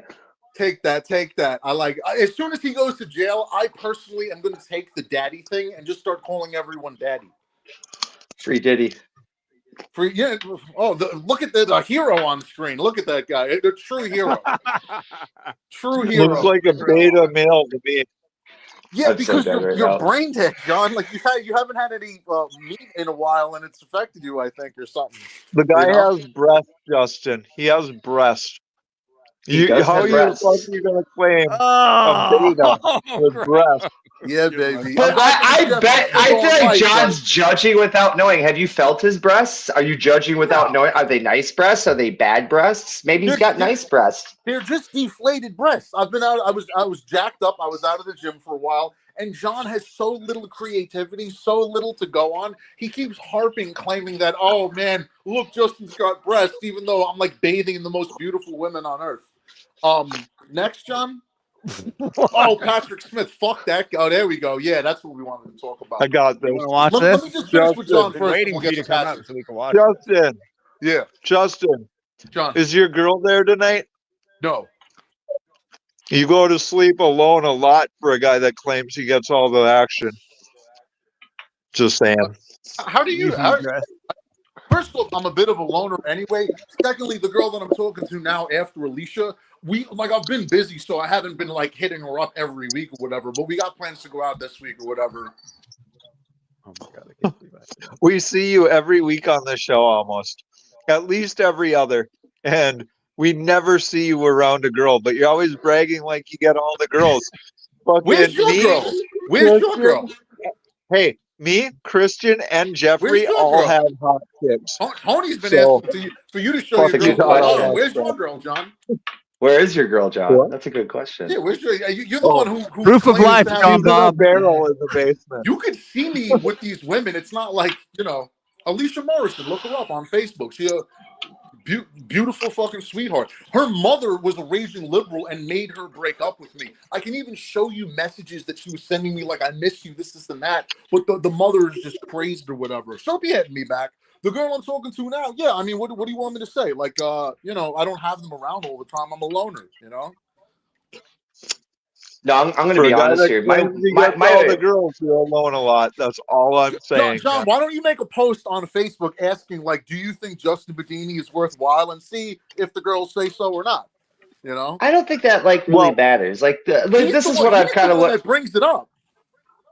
Look. Okay, man, let's my bring up the women and what they think of you. What about Tony Bones? She said you were a creep that stalked her and flew across the country, and you defended her. She had to because of the situation. She says you stole shit from him too. She said you stole a yeah, suitcase of her shit from him Yeah, too. because From she's her a too. character. Jeff, she's ridiculous. I'm still on Justin's side with this one. I still think she's a punk ass bitch. Who, Tony? Well, Tony's Looney Tunes. Even if I think that's obviously. true, I thought she was the liar. I really did, and I believe Justin. Yet he's still defending her. Why would he defend somebody that tells Justin's lies been about hung up him? on her for like a decade. I always liked He's been Tony. absolutely It's in what love it with is. her I for a admit it. long ass time. Despite That's the 9 the type kids. of girl that She's not makes gonna false obviously- rape accusations. She's not going to Not obviously exactly bring a up on that flex, dude. podcast about the situation and tell it the real way it went, because she would have looked bad. That's why, Oh shit, my battery's low as usual. So hold on. No, come on, dude. Oh my god. We gotta watch this. We gotta watch this Patrick Smith. Yeah. And you debate. I was gonna say Hold on. I don't know why you try to use sex as a flex, dude. My wife has mental health issues, and if I don't have sex with her once a day, it gets really fucking bad. I don't know how that's a Hey, flex. I have that same problem. John's You know what I mean? Like, I don't think it's like a flex. have And people are like, that oh, I same have all these problem. women. I'm like, bro, if I don't fuck my wife at least once a day, she has mental health issues, and I would rather deal with the sexual issue than the mental health issue. Yeah, So, bro, I used to it's take it out on Victoria. I used to pound her out like That is 4 very, times. very true. Easy. Oh man. But yeah, you should actually ask, like, have John Baum ask Victoria. He claims that like people that eat meat have low sex drives. On average, I used to hammer her out at least 4 to 5 times a day, daily, every day. Ask her. No, I don't say that they have I don't low sex drive. want to. I said that they prematurely ejaculate thanks to inflammation. They have You're just inflammatory making issues with stuff their up. premature Bro, ask ejaculation. her. Ask her. I'm not like talking to you. There's a reason vegan men go longer. There's a reason we have stamina. John, how do you know that vegan men go longer? How do you know Because that? he watches. Because he watches every night. How do you know Watches that, all of John? them. Because he watches all of them. All 10 of them. Jeff, make this into a clip. John, how do you know that vegan men last longer? There's only one way you can know that. Well, Oh, because dear I'm a God. vegan man and I fucking last longer since I went vegan, Justin. How about that? Really? So, all right, why don't we pick a chick, right? We'll pick a chick, and we'll both hit it and see who can last longer, and we'll let her decide. Justin, I'm a married man. I'm not fucking. And besides, you know would about that. You claim to be, but nobody's ever seen your wife, and then you're asking me where all my women are when I'm not living with them. Yeah, John, that was the gayest thing I've ever heard in my life, best Justin. friend. You seen my wife, Christian? Who? Have you seen my wife, or is she in a barrel in the basement? I mean, I've definitely seen John's wife, and I do know she's real. And I just spent the past couple of months getting her fake paperwork made so she can come to America because she's only 12. Shit. I mean, I just helped John get his wife here. I was trying to be nice about that because, like, as much as shit as I talk, I don't fucking say fucked up shit to John. But yeah, that's I don't Christian, know, man. what the fuck? I might be onto something. Oh my God. John's wife's for sure will. I've talked to her multiple times. I've known her since he met her. Tony might be onto something. I don't know if John's really got a wife or not. He talks about it, but Oh, she does. She's like a diehard Christian woman with like a diehard Christian family. who? John's wife? Yes, she's actually a really good woman. Like it's funny, like the jokes people crack about her. I'm like, no, that's nowhere even close. She's a very intelligent. Like even for like where she comes from, she runs her own business. She does her Who's own making thing. Like jokes about she's her? Who yeah. points Oh my out- God, I have seen people try to Who's tear making into jokes? John, say he's dating a 12-year-old. Oh, I can't tell you how many things I've heard people say, and I've corrected Well, them. I Not mean, even like she fully. I looks jump pretty in and joke fucking a little young. bit. I know. How Talk I about a winning target Gotta have position, to dude. respect unintelligent, it. how I I know. target So what? unintelligent world women that aren't smart, even though my wife speaks 3.5 languages and is probably smarter than the majority of us. I think John's trying to conquer the Understand. world one species at a time, one race at a time. Yeah, well, he's definitely trying to take out humanity first, which is my problem. Humans come Well, before. no, he started out with a black kid, then he's gonna have an Unprotected Asian humanity. kid, then I think he's gonna sleep with a monkey, and then watch out because if John breeds with a giraffe, what are we gonna do? I'm going to eat Peak the giraffe. And specimen John, and a giraffe? I can't even imagine. what do you think giraffe meat tastes like? I wouldn't I, know I, would, I because I'm would think not of an that. animal abuser. Well, I did. You know? Could you imagine what it's like to eat the fruit at such a high point of the trees? Yeah, That's got to be a lucky imagine gnawing on position. that neck. How much meat do you think you get out of that neck? How long do you think it would last? Well, it depends. Are you into muscle or are you into Justin, organ? Look at me. Do I Justin, look like it's got to be guy that's in the muscle or what? You know? me and Oh Christian my were talking God. about you today. So, We were literally saying how omnivores are literally the trannies of the meat eating world. that's You funny. They're a think little you're an confused. omnivore, but you wouldn't eat anything without cooking it. Let's What's see you that? fucking. Let's What see about you sushi? tackle. What Hey, about sushi? hey, What about sushi? sushi is frozen. It's heat treated. They just use the temperature the opposite way, dude. Well, no, So they're not hold on, cooked. You Justin. think How that about shit's we just ask fucking raw? Justin? Okay, Justin. Without a tool or anything, right? It's just you, butt ass naked. You're in the wild, like human status. It's just you. What animal are you gonna take out without trapping him or using a weapon or anything? Like, what are you gonna fight and take out? Well, it depends Fucking where You. on the nothing. planet I am. Like, am I I don't on the know. You pick. Galapagos Islands? You I'd go tell for a me. turtle. Where? If we let's say we were on the Galapagos Islands, I'd go for a turtle. You know? A turtle? You Oh, fucking a tortoise. asshole. Sorry, You're did I? a dick. You're just a dick. Why? What's It's already wrong got the with you? soup bowl built into it. Nah, I think a turtle would outrun your ass. Bro, dude, I still idolize the Shredder from that '91 film. I would have got down with the Foot Clan. We know. I have fantasies about going to that underground skating ramp with the menthols and the arcades. That's me in a nutshell. This 100% checks out, actually. Wouldn't you? The Shredder. Listen, the Shredder had No. family I mean, values. not for that great reason. What's that? Dude, if I was like this dude on like the scooter and the turtles were like, hey, bro, you know like karate, come with us to do fucking shit. I'd be like, yeah, let's do it. But like the Shredder side, bro, I'm not a part of the Foot Clan. But No, you I'm saying saying you I would would be? join the Foot Clan. I would have joined the Foot Clan. I regret Yeah, not for sure. Clan in my youth. No, we get it. Yeah, I mean, think about compare the politicians and what they've done to what the Shredder had planned in the '90s. I totally We're would have not got against that. no It's just question. another gang, Justin. You're just Yes! proving that I you're a know. bootlicker, man. What's You're that? proving you support gangs, governments. Okay. You fucking vote for slavery, bro. I've never voted in my life, ever. Really? When was the last And I'm time you smarter ate than a everyone that pizza? has voted. How about that? What's When that? was the last time you ate a pizza? Just earlier. I have a slice or two left. So I you knew vote it! with your dollar for Guilty. animals to be enslaved. You support slavery, dude. You support plant slavery. Problem solved. No, I Well, you- In fact, well, I no, basically fucking bumped argument. all of your arguments. I gave you the sanctuary idea and the mindful moral meat eating app. You have no arguments for me. Hey, Justin, I'm you come sorry, up with I a beat good you. idea, I'll listen. What's But you that? haven't yet.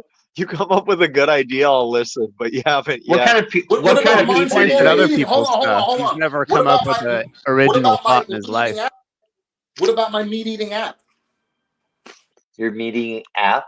Yeah, basically, if in case you aren't aware, for John and the people that, even though I gave them that flawless idea about making animal sanctuary, the farms into sanctuaries, just to continue my onslaught of arguments against the nonsense, why don't we take the satellite technology that we have And rather than focus on spying on people, we turn the satellites to the animal kingdom. Then when an animal dies of natural causes out in the wild, we set up an app to alert the meat eaters that want to eat animal products without having to kill anything. And just to make it even more entertaining, what I was going to do is turn it into a reality TV show. So we alert the meat eaters like 5 minutes earlier, and then we alert the vegans that the meat eaters are on the way to get a carcass. That way they can chase after the meat eaters, and we'll turn it into something for ratings and stuff, you know? Could we like throw... No, like totally. Could we throw like mentally ill people in there too? Like, why just end it at like... John Bob would be one of the there. main guys we would hit up. They're all. No, I'm just saying, like, what do you think an omnivore is? They think they're. No, I'm just saying, we just. What's that? Come up, Bracky. Bracky? Ew. Did you just give him a nickname? Ew, it sounds like a dinosaur. Bracky? Bracky? You know? Was he sticking his neck out? No, I just think it would solve a problem if we allowed mentally ill people to do the same exact thing, and then when they're done, we do this. Because in the end, nobody cares. Like, let's be honest. The reason sanctuaries care in the first place. So when they're done, the same thing. You know, like a thing goes off, and then like, you can't tell me people don't want to eat human meat, right? Like, it can't be a terrible thing. Well, the point is, I'm just like according to like what most vegans say, they claim that it's just they don't want the killing and the violence, which is, I don't want that shit either. I agree. You know, I'm against factory farming. So what I've done is use my imagination, something almost everyone on this planet lacks, and just very quickly came up with ideas that we can eat animal products, not have to kill anything. Problem solved. For some reason, John hasn't gotten started on those ideas yet. Could it be that he just likes using his moral hierarchy to take out his subconscious rage on other people? That's what I think. No. I just don't like you spreading diseases in a world my children live in. I think you're fucking disgusting, dude. You're supporting spreading zoonotic diseases. That's fucking gross, you think dude. Jeffrey Dahmer's a hero, and you have he kids? Does. That's true. I don't even he does have believe kids. That. You think Jeffrey Dahmer's a good guy? You know, like, he is a hero I'm compared to the like, average meat eater. Sealed your own fate with that one. No, I still support it. I'm not making it up.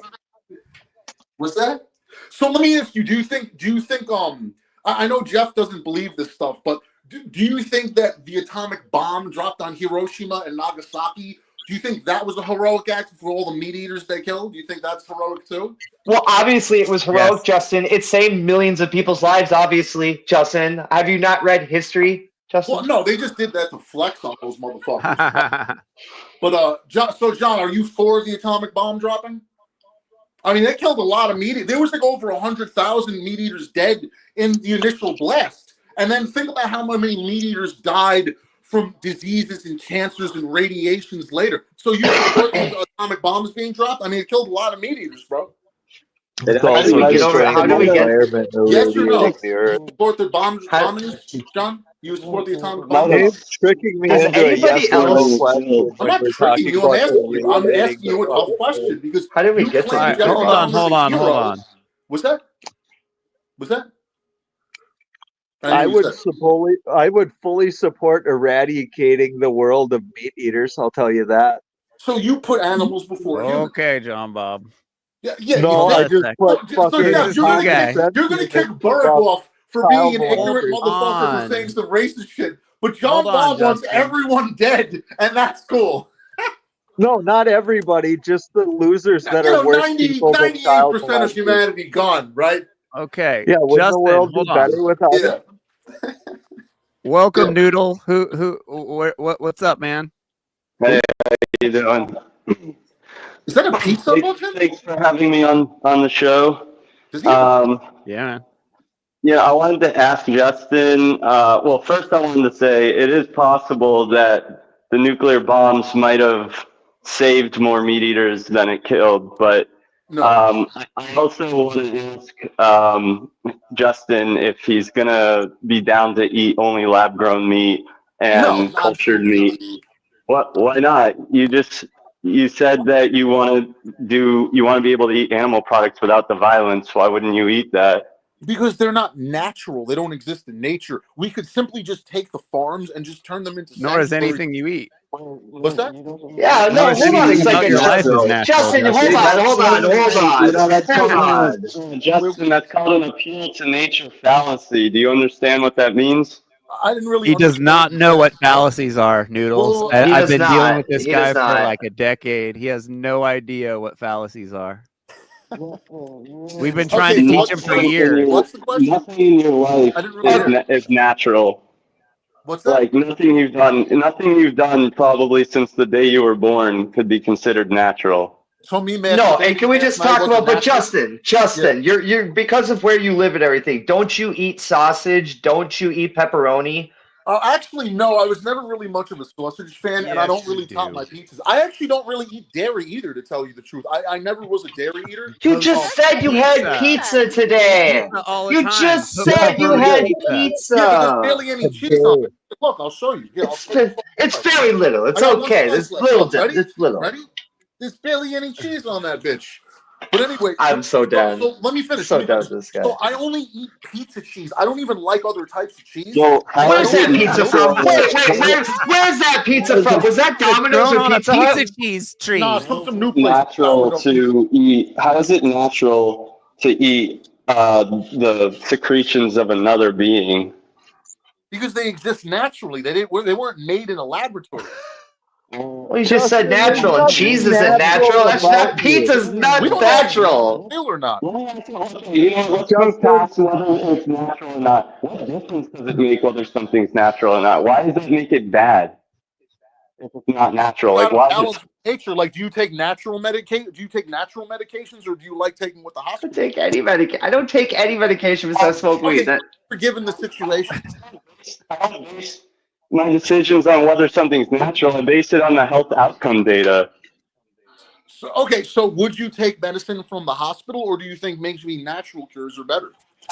Jeff, you see how I just bulldozed all of your cronies? We're not holding anything, dude. If anything, you just show that you don't understand logic.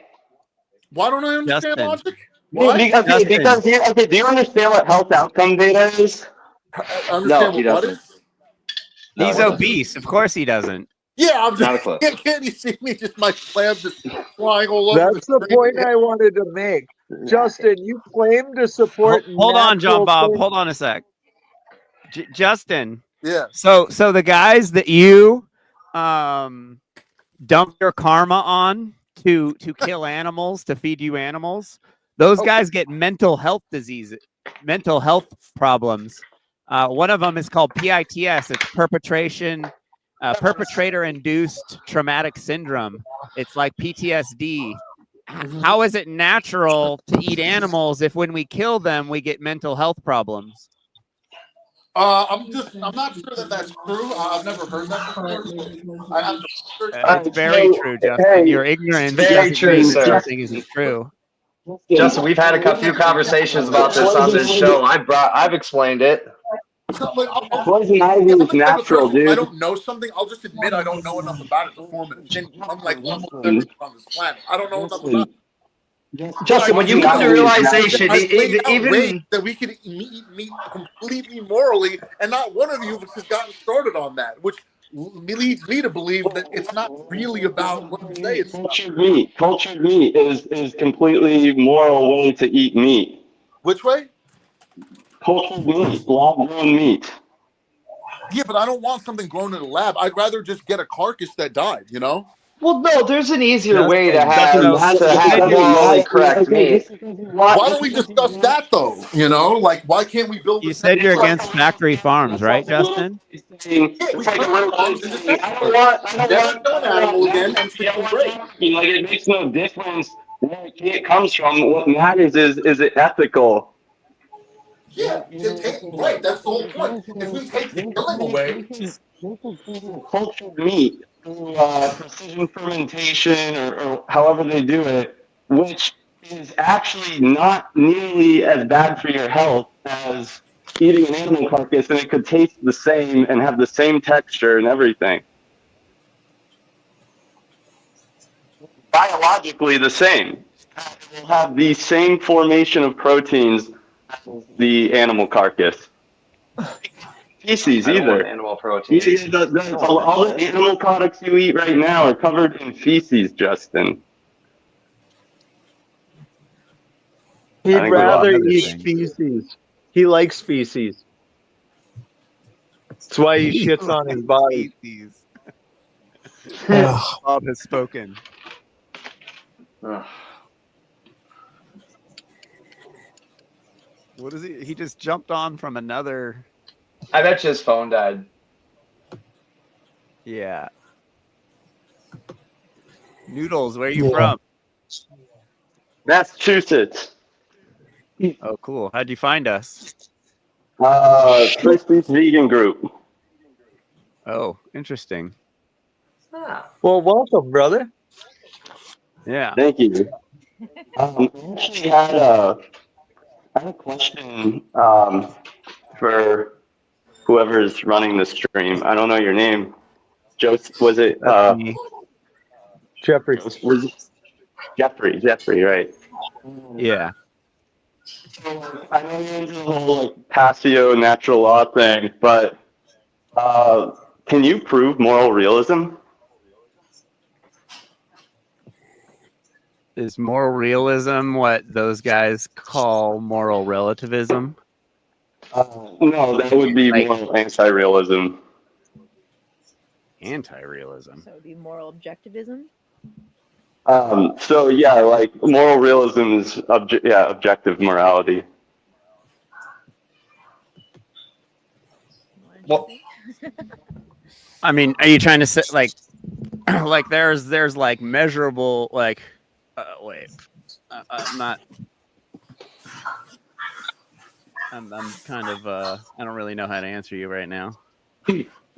Okay, I can kind of walk through it a little bit. It's actually kind of proven that when you kind of follow natural law and put like moral as your basis all the way through it, you kind of remove the harm and hurting of humans, animals all the way through. Life is better all the way through. I mean, when we basically create holocausts of animals, create holocausts of others. I mean, because we're not having this conversation right now about people that from that over a couple hundred years ago that were hunting. We're having the conversation about people that are literally living a part of this system.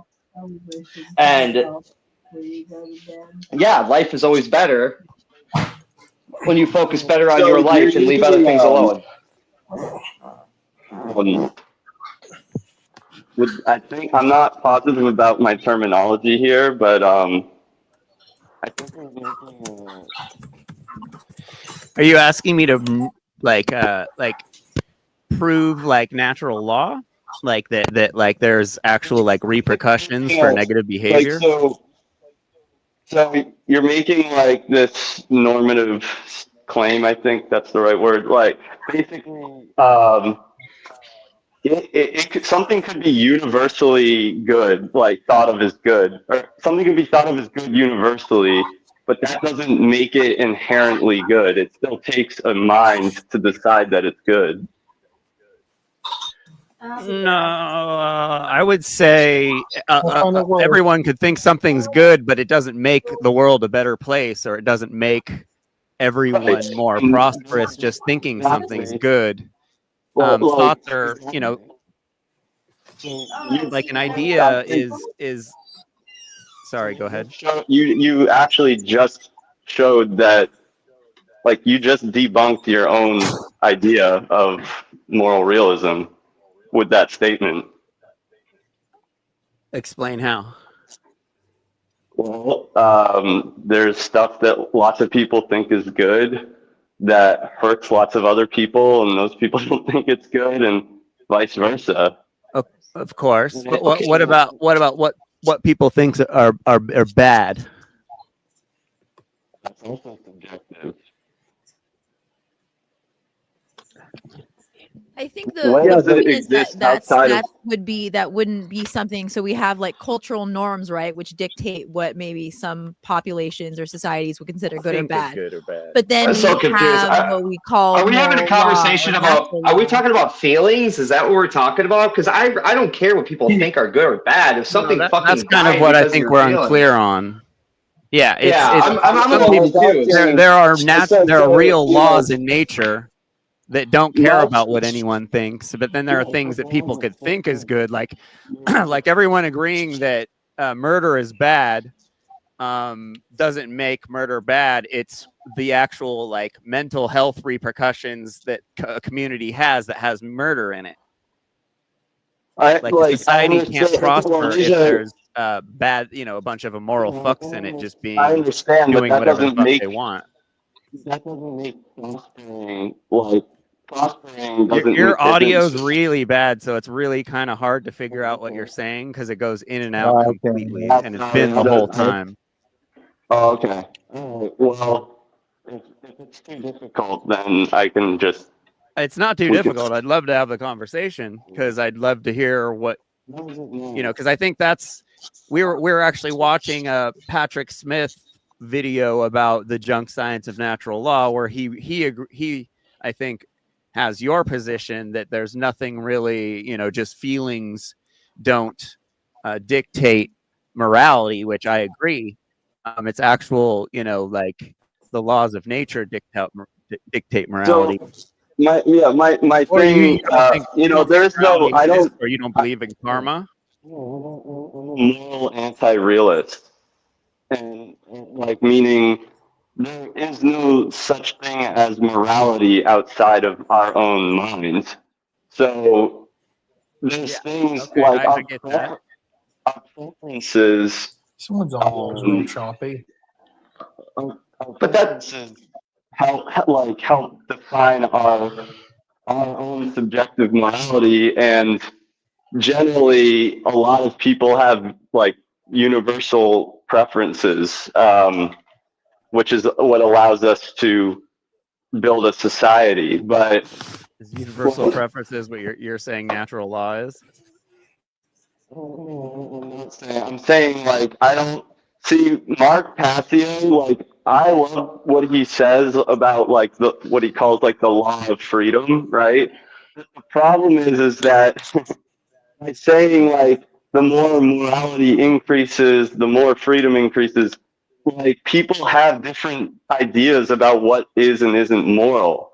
And so if he's gonna say, oh no, this is what's moral, well, why? Like because you said so? No, he's just basing it on his own preferences. It's still subjective. And this is what, in my opinion, and no offense to Mark Passio, because I think he's done a lot of great work, but I think this is one of the reasons he's not going to step up onto the debate stage and debate people, because you can't, I have not yet heard one solid argument for objective morality. Well, it's because morality is based off when we talk about morality and the laws that we are talking about living by. You're right. You basically answered your own question. That's within society. When you completely remove societies in small villages and living in existences of groups of humans, you're right, dude. It just is what it is. I mean, you're just a human, a guy, and does it matter? You're right. Does it matter? I'm there with you. I mean, I don't know. I mean, does anybody else agree there? I mean, that's kind of what it is when you're just a single human out there against a bunch of other humans. Is that not what it is? What does that matter? I mean, if nobody else is on the same page as you, but I mean, that's not how you create societies. And I mean, if you want to put it that way, that breaks it all the way down. You realize that, right? Like it breaks it all the way down. So no tools, no weapons, no nothing. Like you're just a dude. If that's what you're dealing with, you have no society, no embracement of society. With that. I think you can easily make a case for building like a society that works for most people's preferences, and it can be good subjectively in terms of what people's preferences are. Oh, I'm in the show. But I mean, you can measure like there's like objective ways to measure like let's say like a health of individuals in a society, right? Like we can look at like let's just say purely like health metrics, like blood tests or whatever. We can like judge and we can do that kind of like let's say with mentally, right? Like we can have some sort of would you say like objective measure of what would be like considered mentally healthy for a human? Would you say? But I feel like he's Yeah, adding I think belief at that point, isn't that? you're talking about benefits, but that's not Right. that's morality. You just Well, sorry, you kind of like cut out in the end, but I can kind of assume what you said. Like it in itself, that is, you can use these objective measures to sort of prove objective morality of some sort of universal law, right? So like, okay, so the example of like, let's say we have a society that views a certain type of like murder, like let's just say, oh, like husbands can like beat and kill their wives and there won't be any repercussions, right? We can have the laws of that society say that that's okay, but that happening, that's going to have a psychological effect on the kids that see that happen with their parents, let's say, right? Regardless of what we say man's law is, what the written law is. So that would be like an example of, regardless of where this occurs on earth and what kind of humans and what race, there's going to be some sort of mental effect, Right, there's cause and negative effect, effect. it can either benefit us or harm us, and it depends what we want the outcome to be. And even if universally, like, people think that it's better to have benefit than to have harm, that still doesn't make it like more objectively good. It just means that most people feel like it's good. But that's the thing, though. It doesn't matter what most people feel or what most people believe. That's going to be a reproducible effect. The cause and effect part is it proves the moral law. That is the law, really. If a certain, you're going to input Moral law. it's just a consequence. It's like there's no objective morality. It's our morals are subjective, right? So I'll give you an example. But explain why. I'll give you an example. So you have like these carnists. Some of them who are being somewhat intellectually honest might bite the bullet on the name the trait thing, right? And they'll admit to having what's called a shell morality, right? Where basically it's only external physical attributes, which is what they base their, decisions to harm others on. So you'll say something to them like, okay, name the trait that makes it okay to, do to animals but not to humans. And they'll say, okay, it's this intelligence thing. And you're like, okay, so are you cool with holocausting retards? And some of them might be like, yeah, I'll take the bullet on that. Yeah, I'll holocaust retards. You know what I mean? Like, right. They're going to be logically consistent with their morality. But even though it's somewhat sociopathic, it's still a consistent. It's still a consistent basis that they're right. But again, it's up to their subjective, their interpretation of the law is one thing, but that effect, right? Like, let's say if that person became hypothetically the ruler of the world or the president and allowed retards to get holocausted, that's going to have effects, right, on society, regardless of what they believe. So it's still like, that is something that's inherently there regardless of what people's beliefs are. And of course, but people have their subjective interpretations, but that's kind of the point. Regardless of the outcome, the outcome, just because something has an outcome doesn't make it like a moral truth. It just means that it's just an outcome. It's just even if the outcome's the same over and over, you don't think that proves like that doesn't point towards something, or it doesn't prove like, or it doesn't show. That's what I'm kind of. Can I show you guys my animal sanctuary Metal Gear? Consequence of disutility for the adults talk, Justin. Yeah. So we have a member of the One Great Work here, Justin Bedini. I'm surprised he hasn't chimed in and told us his opinions on this stuff. To be honest, wait, hold on. So, Noodles, define morality then, because maybe your opinion of what morality is different than ours. Because morality, in my opinion, would be if something makes a negative effect on a human being, then that would be a immoral action that did that. No, So, that's not And more than necessarily just that. immoral. That's not. That isn't. So it's like, for example, if a shut up, Justin. what? Didn't you just ask me? No, I asked Noodles. I would never ask you a question like that in a million years. Yeah, because you know I have good answers. Oh my god. Can I show you my animal? Divine morality, Noodles. Okay, so I would say morality is our own like set of principles, or sorry, let me think about. I have this in my head. So It should be basically, pretty our easy values for you to answer. principles based on our preferences. Yeah, That's what I you don't believe think it is? that. I don't. You said rules that are not preferences. No, I said a set of Set by preferences. Set by preferences. A set of principles or values that are based on our own preferences. That's what I said. So how?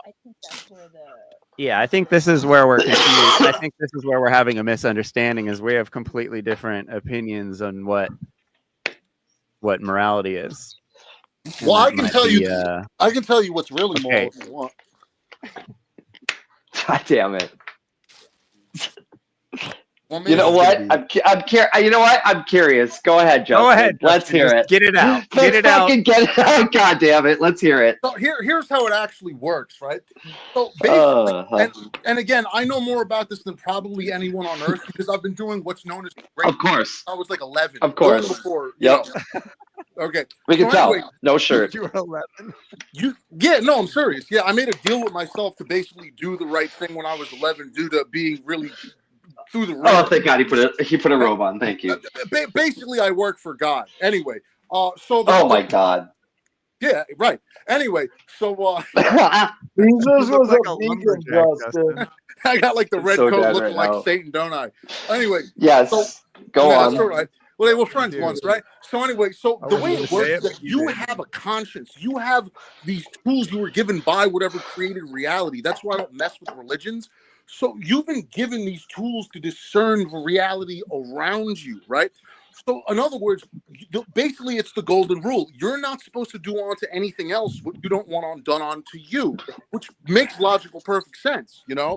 The reason I get into it with these guys is that they basically want to apply that to everything when you can't. Like, you can't do that or you'll die. Yes, you So- can. We do. No, you So, kill plants. Justin, You kill plants. It's Justin, not moral to kill something that don't want to die, bro.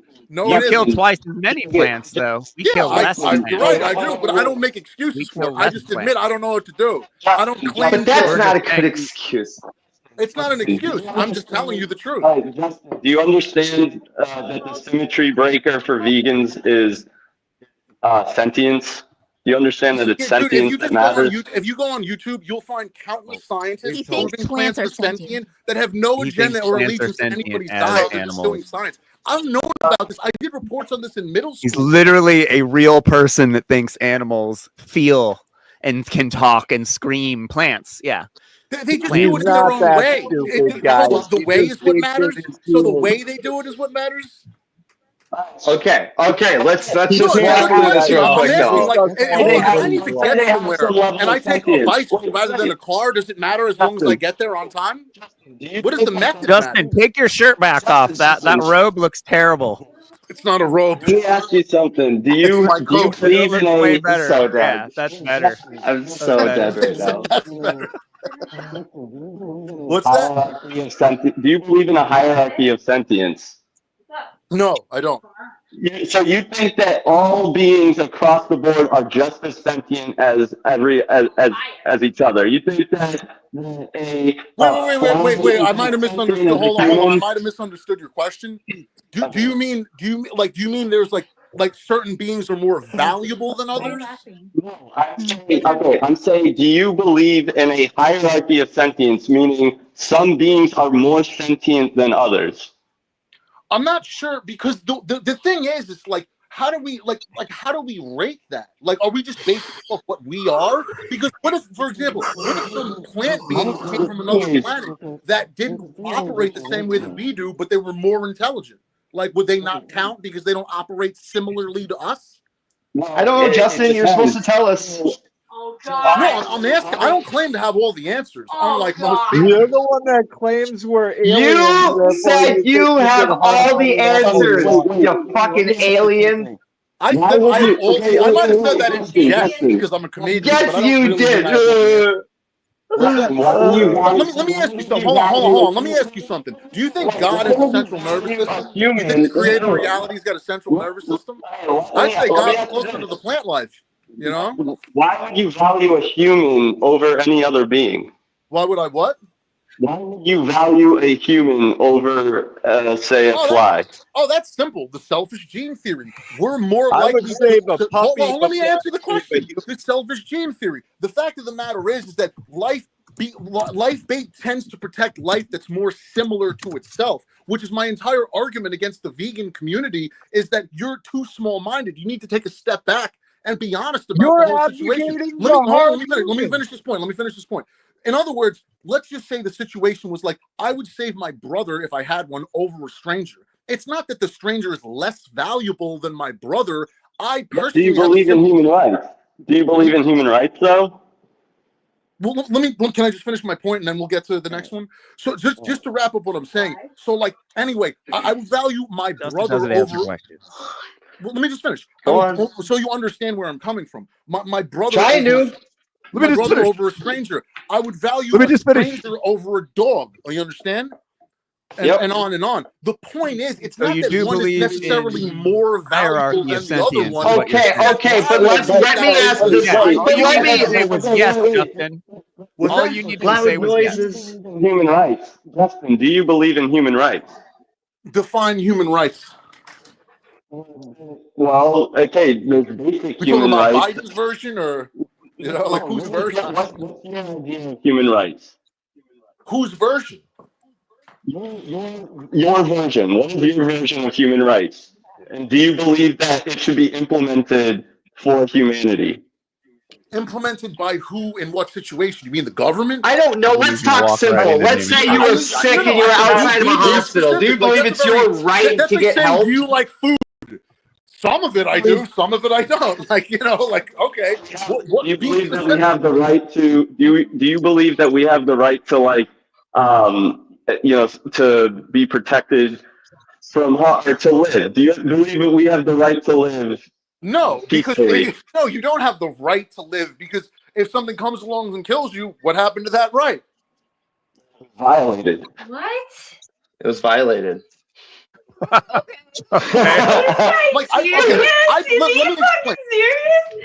me explain. I believe certain things make you the bad guy. I don't give a shit. What happened? In human rights. Right? So you don't believe in human rights. Be specific. Like, what do you mean? When you say human rights, what do you mean? Do you mean Joe Biden's version? Do you mean Trump's version? Do you mean Mark Passio's version? I'm asking whose version? If you have your own basis of morality or of idea of like what humans deserve. Do we deserve the right to life? Do we deserve the right to healthcare? Live peacefully, healthcare, whatever it is you say. Do I have the right to what? Healthcare? No, you don't have the right to healthcare. Do natural rights exist, Justin Padini? Do natural rights I don't really exist? like the term rights, but like the concept that you're coming from, yeah, I do. I believe in karma. What karma is basically will punish you for breaking. We don't need you to explain what karma is, Justin. I think I do. Explain it, please. I need to hear this from Justin. What is karma? In other words, if you do immoral shit, karma's going to kick you in the ass.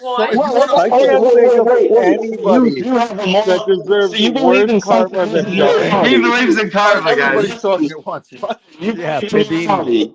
He literally paid his I can't hear a word you're saying. Do you believe in morality? Do you believe in morality? I've told you this. Why do you keep bringing it up? He believes in karma. Yeah, you being a believe in stripper doesn't morality? have You bad pay karma. people money to enslave animals and claim you believe in karma? You just said Don't if say somebody that. does Yeah, something that's part immoral, of the reason I believe in karma, because I eat animal products and don't have bad karma from it. I have great karma. That's part of the reason I Yeah. don't believe that it applies. I don't know, I don't Justin. agree You don't with look Mark. I like don't you have believe that great it karma, and you Old get obese that Justin. have applies to breath. everything outside Since of I've humans. met you, Yeah. you've been scammed several times since I've met you, Justin. You forget By who? I've known you a long time. You've I've had been lots scammed of terrible one time, things and happen I to admit you it. I since just felt I've met bad. I you. thought it was Luis. And I've heard about at least you're three.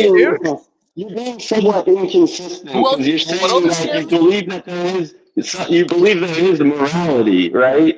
Yes, absolutely. I actually claim to be the lead expert on that.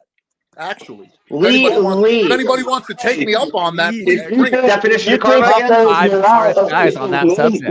What's that? Dude, part of your morality that people should respect each other. What was the first part of the question? Give me an Justin. example of a moral right in your world. I can't. It's too jumbled. What are those questions one at a time, please? I said, okay, give me an example of a moral right, like in regards, let's just say other humans. What is a moral right to do to someone else? What is a moral steal from wrong? people. You shouldn't steal from people. Why shouldn't you do that? Why? Because it's immoral. It's wrong. You wouldn't want that done to you. Okay, supports that's a stealing great animals' explanation. lives, right? I know, because it's correct. It's Why right. should you? Tell me why it is that it's okay that you should not steal from a human, but it is okay to steal from a non-human. Like I said, I don't think it's right to do that, but I also don't make excuses and say, well, it's okay to do it to plants either. I admit I don't know. That's why I don't really apply. You said You've never admitted you don't know anything in your life, Justin. I think for fun that I'm doing stuff like that. I've said it here on the show before that I don't have a clear answer. I admit that I don't know. The point I'm making is that you're acting immorally, right? What's You that? would admit that you're acting immorally, then, correct? I'm not sure, because I'm not sure if it's necessarily immoral, because in other words, you have to eat to survive, but all life is alive. You could eat humans, though. You could eat humans, though. You could eat humans. Dumping all over me. Can I finish? You could eat humans. So why is it immoral? Why is it immoral to steal from humans? I value humans more because I'm human. I admit it. I have a human bias, like everyone does. Why do you value it more, though? Because it's more like I am. Let me ask you That's this, why. then. I admit it. It's more like me. If you were to find a being that isn't a human, right? That isn't a human, but has certain human characteristics, but is different enough so that, like, you know that they're not human, right? Let's say we can't breed with them, right? They're genetically different enough that we can't breed with them. Listen, I know where you're going with this already. Again, I'm not arguing that it's moral to eat and kill animals, but it isn't moral to kill and eat plants either. That's the wrench I'm throwing in your argument. And it's been proven beyond a shadow of a doubt that they are sentient. They do virtually everything humans and animals do in their own way, which is the ridiculous point about, Nothing like, has been proven within a shadow of a doubt, Justin. oh, you know what I mean. The fact that you don't know that is pretty scary. Justin, you're saying that it's equally as immoral to eat a plant as it would be to eat a human. I don't know. Equally as immoral. I really honestly don't know. Like, for example, would it be more moral to eat Jeffrey Epstein as opposed to a redwood in California? I would leave the redwood. How would you know, Justin? If you don't know whether it's more moral to eat one thing over another, how can you say that you know that it's immoral? I said I don't know. I'm not sure, and nobody else is either. You said you were the leading guy to know. You said that it is immoral. Just because somebody claims to know something doesn't mean that's true. No shit, Justin! God damn it, that's the whole point! No, I'll give you an example. Hold on, I'll give you an example. I'll use Mark. Listen, I like Mark's stuff. I like what he talks about. But Mark often says that natural law applies to the entire known universe. And my question is, how does he know that? How does he know that somewhere on Saturn's moon's Titan, where he's never been, in the lower left-hand quadrant, there isn't a 15 by 7 foot area? It doesn't apply. He doesn't know that. relevant. Okay, but Justin, right? Justin, I agree that Justin. he's hold on. I agree that he's probably right about it. For him to say that he knows this definitively is not the truth. It's dishonest.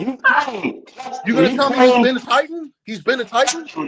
You claim that you know that it is immoral to steal from other humans. How do you know that? I know the most about something doesn't mean I have every answer for every question. Justin, you said you know. You said you know that it is immoral to steal from other humans. How do you know that? If you don't know that it's immoral to steal from other beings in general, how do you know it's immoral to steal from other humans? How do you know? My conscience.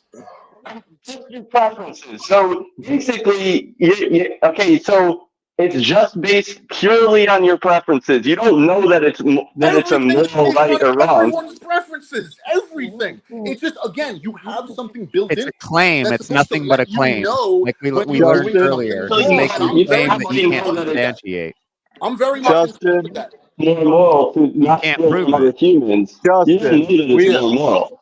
What? This We've is already a perfect example of a shell morality. Jumbled, I can't hear you. Okay, Can you get a different hold microphone? on. Whoever's One at a talking to me, time, because Hey, ladies. guys.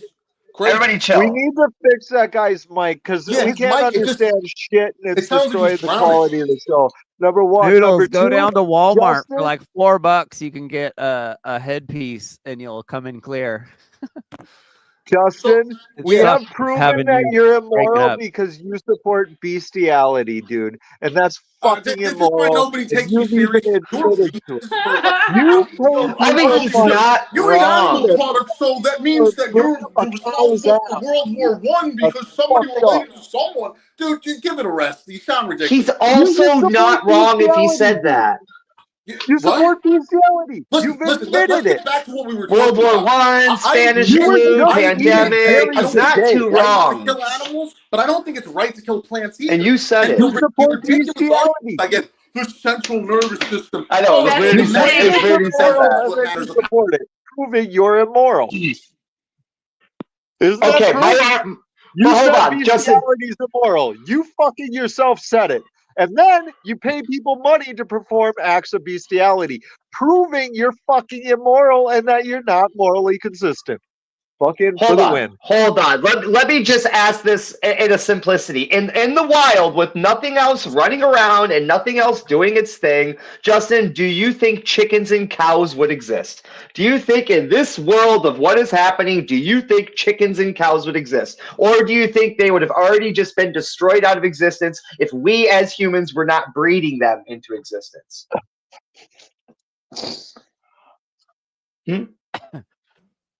You're muted.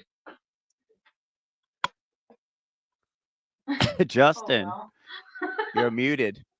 You're muted, bud. Justin, so by your definition, with plant sentience, your plant sentience argument is a vegan argument. You just haven't figured it out yet. You've been beating it into the ground for years that plants are sentient, and if they are sentient, like they say, like you claim is without a doubt, no matter what, they're definitely sentient. Vegans kill the least amount of plants, and that is simply all vegans are claiming, is to do the least amount of harm possible, which is something you're not doing. But we can't hear you for some reason. This is a perfect example of the shell morality that I was talking about. Huh? It's a perfect example of shell morality. What's what? Yeah. Shell morality. Ask Justin what he does for a living. I'm a stripper. I've told you that. Why do you keep bringing that up? I knew it. You're trying to get me in trouble. That sounds kind of immoral, Jeff. I knew it. Live on camera. What are you alluding to? Are you huh? Which factory? You don't believe I'm a stripper? What? I'm not cute enough? I want to know where you get your money. I told you I'm a stripper. I thought you said my grandma gives it to me. Didn't you Not say? a very moral job, Justin. What do you mean? I've always had jobs. I'm a stripper. What do you do, Jeff? He admitted he's paid money to fucking troll vegans. So basically, you say it's immoral to steal from.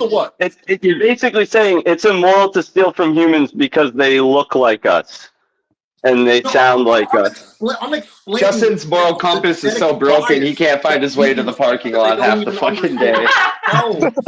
Was that? Your compass is broken, dude. I said your moral compass is so fucking broken you can't find your way to the parking lot. So why do things just go my way all the time? I have great karma and stuff. If, you know, they don't go your way. You're single. You're old. Like you don't have beautiful kids that run around and say stupid ass shit. You don't. Okay, guy. Hold on. First and foremost, I'm like the most talented man on the planet. Okay, like you're gonna have a heart attack. I thought you were though. What's that? Karma's gonna catch up. You're gonna have a heart attack early. You're already obese. You already have dressed like a beta male. Hold on. Like you are hurting yourself, brother. We're trying to help you. You just hold up for not gonna hold up for you. I want to look more like scammed twice. We'll pay you to put a shirt on. Several times. You told me to take he had been one like, on. oh, I'm depressed. I'm like laying on my floor depressed. Like that doesn't sound like someone who doesn't have bad things happening to them. Getting scammed every couple of years for lots of money, getting taken advantage by people doesn't really sound like that's great shit.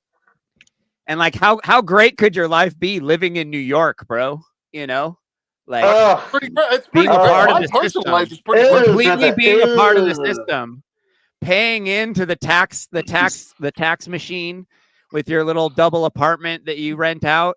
Like none of this shit. You're a statist through and through, Justin. A statist through and through. You know it. You know me. So we talking Patrick Smith or what? Because I got stuff to do.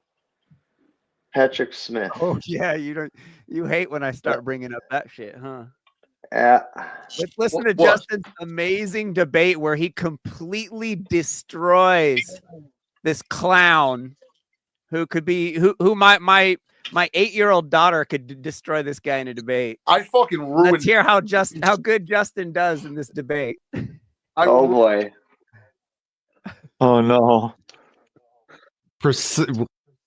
All right, cool, man. So, what did you want to talk about? Well, okay. So I just watched the. We're listening to it now. You know, like spirit and objective morality and that type of stuff. I love discussing with people because it just feels like it's almost like a dying thing. And like the number one guy. Main area of study that I found interesting after understanding that they've been lying since I was a child is the ancient world, right?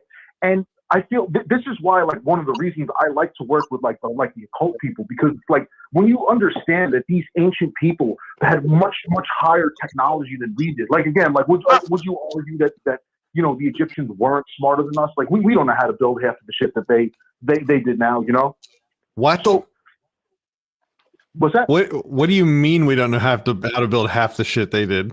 Well, like the pyramids, for example, we can't build those today. Right? Like we don't have the technology to build those now. Like we wouldn't be able to build those. To narrate it for with the precision. Yeah, it's well known. Dude, we have a Bass Pro Shop that's a pyramid. Like, what are you talking about? We don't have the technology. You don't think if we wanted to build a pyramid, we could do that? Nope.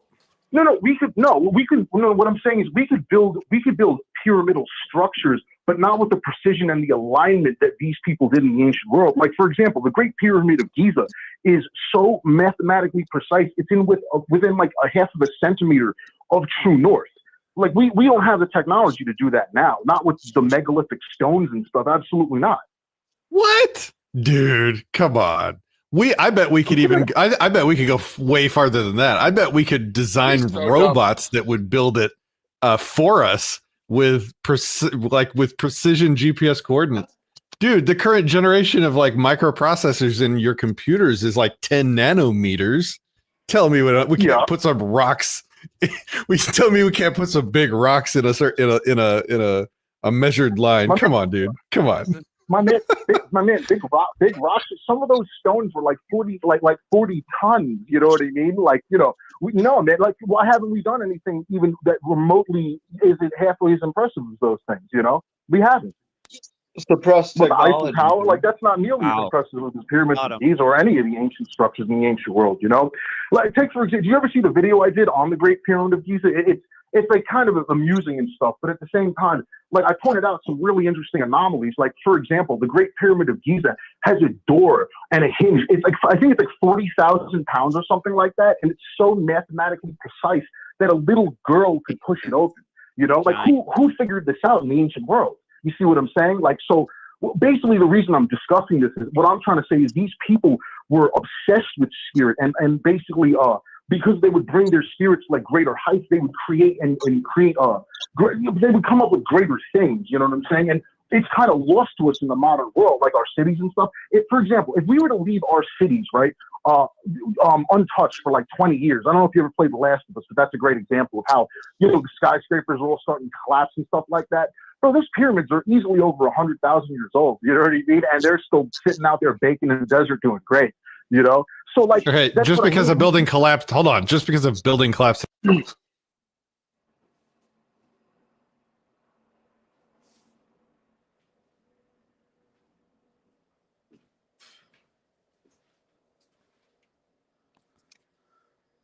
What happened? Yeah, I don't know. I don't know either. Something happened. Yeah, no, I start laying into him after the 20-minute mark. Like after 20 minutes is when it gets good. I lay into this dude crazy. Sounds like he was just about to start tearing into you. Yeah, well, keep listening and see what the fuck happens. There's a reason he refused to put our names on it because of how badly I schooled this guy. You look at every other video, he's got his name, not this one, because of what I did to him. And I asked him to put on my name on it multiple times. He won't do it because of how badly I skewered him. Hey Justin, you're getting ready to go somewhere, right? What's up?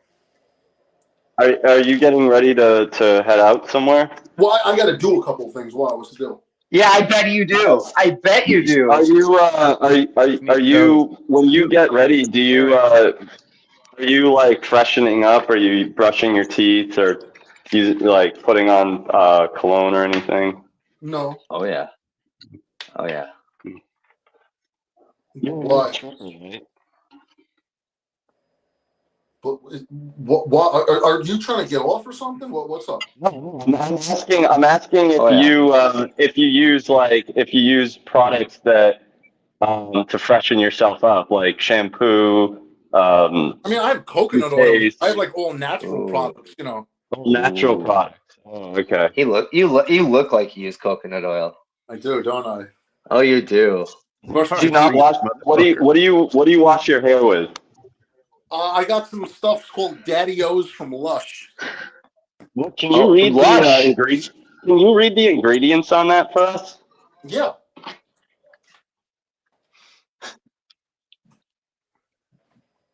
How did we go from Patrick Smith and my debate to my personal hygiene? Well, I'm just curious because you're so into the natural stuff. I want to see what all natural is like.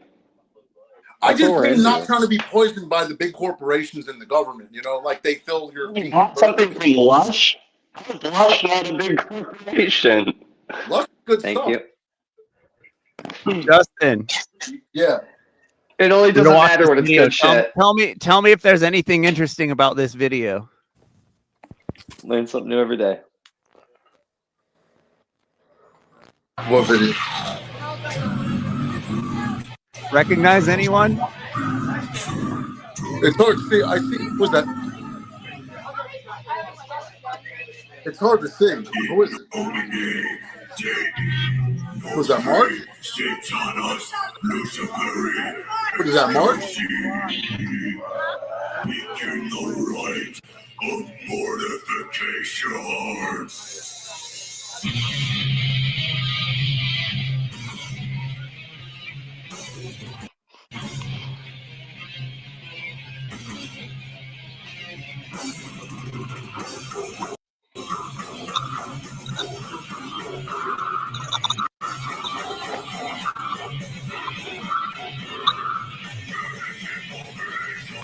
Sounds so angry.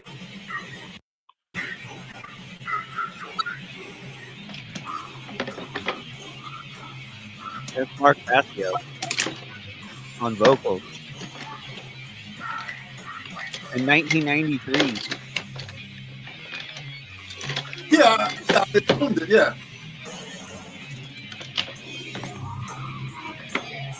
It's pretty sick. What's that? Hey, are you, Justin? Are you a flat earther? No, I'm not fucking. Yeah, he is. Yeah, he Yeah, is. he is. He's a big time flat earther. Yeah, oh yeah, yeah. You seem like you seem like you believe in all kinds of conspiracy theories and shit.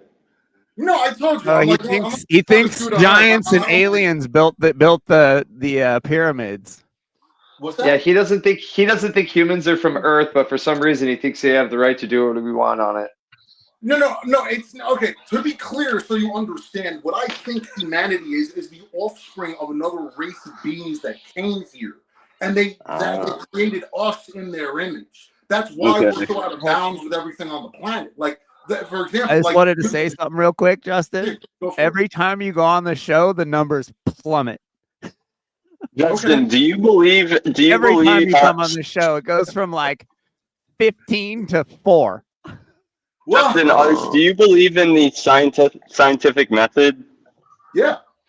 No. So do you trust He thinks peer Bill Gates review? owns all science and it's all BS because Bill Gates Do I trust what? and So you Klaus don't- Schwab. Do you Because trust Bill Gates peer and Klaus review? Schwab exist, science is bullshit. No, I don't trust peer reviews because they're peer reviewed. No. Do you But that's understand? science.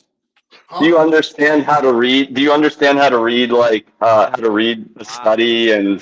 Dude, I told you, I'm like the smartest person on the determine planet. whether it's Okay. Smartest do guy. you like how to determine whether it's a well done study or not? There's lots of ways to do that, like look into who's funding it and stuff. What are you getting at? They'll tell you that, like, you can find all that out. So it's funded by a third party that has no stakes in anything. Can you trust the study? Well, okay, I think I know where you're going with this. So to be clear, when I would bring up the plants and the feeling pain thing, the point was I wasn't going to sources that were trying to prove that eating meat is moral or something like that. I just went and looked up a lot of random videos. Again, I did reports on this in middle school, which is how I've known about it since then. The point is, though, is that like when John Bob shows me a link, it's always a cherry pick. Like you see these vegan bodybuilders that are clearly on steroids. He finally used one that wasn't on steroids yesterday, and I said, "Look, this guy looks like he's just a vegan bodybuilder." I agree. So hold on. But Justin, are you admitting, right? Are you admitting that steroids make you big and strong? Are you admitting that right now? Yes. Okay, steroids are made from soy. That's a plant. Thank you for admitting that. I'm glad we're on the same page. I'm not like anti-plant. Not to mention, right? Are you sure about that? I'm pretty sure a lot of steroids is just testosterone. I don't know much about. You don't want to talk to Justin about steroids. He's the #1 expert in steroids. Oh, clearly, can't you tell? I didn't Never know. done, not only have I know. never done steroids, I've never done any supplements other than like Rip Fuel. You're a liar, Justin. No, I'm not. Give me a hair sample test. Give me a hair sample test. Right? Give me a hair sample test. Send me a hair sample test and I'll send it back to you. And you can let me know what steroids I'm on. Do it. Justin, you know that steroids increase the body's protein synthesis, so you need to eat more protein. So when you say, "Oh, but these vegan bodybuilders are on steroids," that plant sources of protein are highly bioavailable. You can tell they're on steroids because one of the big signs of steroids, as like I said, I've been out of the gym for a while. You can see my shoulders aren't balled out. People that have those really balled out, rounded shoulders, you can't get that naturally. It's from steroids. It's the #1 sign of steroids. My point was, I don't know why you even bother bringing up that they're on steroids. What difference does that make? Because he's showing people that they can. She's alluding to the fact, which is honest, that people can get jacked like that on a vegan diet, and they can't. And that's the point. Are you saying steroids aren't vegan? Is that what you're saying? Are you saying steroids are vegan? That's vegan. That's what I'm saying. Actually, no, it's the opposite. It proves the opposite, like I just said. That's what I was trying to. Thank you. Explain it. Protein synthesis. I'm just pointing out that he's using misleading images. The guy yesterday, he was fine. He looked like a vegan bodybuilder. But everyone before that looked like they were juiced out of their face. Huh? Eating plants, dude. Okay, That's the point we're trying to make is they got jacked eating plants. Even if it was steroid, they still got jacked eating plants. And if you look at even talk about the synthesis and compression of eating plants, which is steroids, I'll tell you what my argument is. What's your argument? Your coconut oil. That's my okay. argument. I'm actually almost out. You haven't read up the ingredients in your Rush. What's that? What's in your Rush bottle, dude? We haven't heard. The what bottle? Lush. You said you were going to read the ingredients. What's in it? I don't think the ingredients are on it. You probably have to go to the website. No, the ingredients are always on the bottle. And how about your toothpaste? Let's hear what ingredients are in there. It's coconut oil. Mr. All Natural. Let's hear it. You only brush with coconut oil. It's vegan. Look at that. It's vegan. So you want me to read the ingredients now? It's vegan. Absolutely. The ingredients. Just because it's vegan doesn't mean it's natural. Read it. 60 ingredients there? Jesus I gotta go. Are you sure, Joe? It was lovely talking to you guys. Always a pleasure. I gotta go. I'll be back soon. Have a wonderful night. Look at him bolt. John Bob State Data. Legend. To you that Gonzalez. Hey guys, let's start calling him Speedy because he looks like Speedy. It was made in a fucking lab, dude. Fucking Justin. Your mic is always a pleasure. Yeah, it's pretty bad. Like literally half the stuff you say we can hear. It sucks. I'm gonna switch. I'm gonna switch to my computer. You should have switched a long time ago, dude. I'm killing us, bro. I was in the gym. He ran away pretty quick when it came time to read. Did you notice that? Yeah, no, literally. I said he doesn't know how to read. He's like, okay, see you guys later. Oh, Kadimi. Do you think that's what it was? I mean, I was kind of joking and playing along, but fuck, he's never left like that before. Really sudden. I don't know. No. Things are getting too hairy. Well, he leaves once things get too hairy. It's you know. He probably has a call. Yeah, he's got to go. We need to check if he can read that. Go run a couple errands. His very karma-free life, where he doesn't do bad stuff. Oh, that is true. That's why he sends voice messages and voice to text, and why it never makes sense. Yeah, like, you'll get messages. He'll send me 2 paragraphs, and it'll just be like intelligible. Completely nonsense, garbled nonsense. So maybe that's it. Yeah. Can you put the link to the StreamYard link in the chat again? Because I'm gonna join from my computer. Okay. It sounds like it's your internet. Oh no, but his mic's been pretty rough. No, more than anything, Justin Padini tries to get me to play games with him. Instead, I'll be like, let's do videos, dude. And he'll be like, no, let's play video games. He's like, you got to play this new video game with me. And I'm like, dude, I'm not going to play video games with you in a million fucking years. I think his job is to... Like, he's a chaos agent. I think he's controlled opposition. I think he is literally paid controlled opposition. He didn't want to read the bottle because he wouldn't be able to pronounce it because it's all shit that is probably made in a lab. He can only read stuff in video games. I think he told me that. But no lab-grown meat, though. Only natural meat with covered in feces and E. coli. I mean, if you would think lab-grown meat would be safer. If the meat, I mean, I'd never put a corpse in my mouth, lab-grown or not, but at least grown in a lab. Yeah, sterile, no parasites, doesn't have all the antibiotics because it's not a diseased animal. I mean, it doesn't have all the hormones. Yeah, you remove the hormones, the antibiotics, and the fucking feces. That's just for starters. I mean, If I was gonna eat a corpse, I'd much rather it be growing in a fucking sterile, safe condition. Fuck. It's not natural, Not that man. Oh boy. My head hurts. Yeah, Deanie. Yeah, always with you, wears me fucking out. Houdini. Oh, that was a lot. Just What a pleasure, into though. guys' energy. What a pleasure. Yeah, I guess we could watch this. Will Keller, who's in the the One Great Work Network, I guess, is he even? Is he in it? Yeah, I guess he is in it. He posted something the other day. Where is it? I just had it up. Where do they go down here? There it is.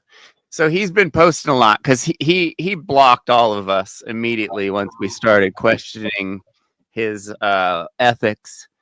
So he's been posting a lot lately, and someone sent me this post of his. It says, everyone that wants to do the One Great Work should watch this video, and it's pointing up to a Larken Rose video. And understand Larken is speaking real and is absolutely correct.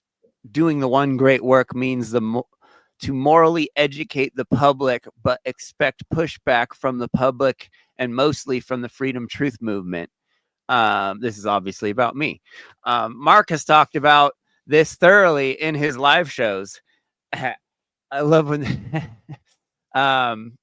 there are detractors and weak, unstable psychological children that will attack you.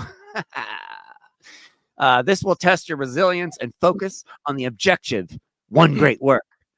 Ask yourself, what is the quality or condition of someone's work, and where is their core message? This is literally what I ask of him every week, and what I've been asking of him and critiquing of his work. So it's funny that he's saying that we need to be doing this when he's obviously very upset about what I've been doing, what I've been putting him through.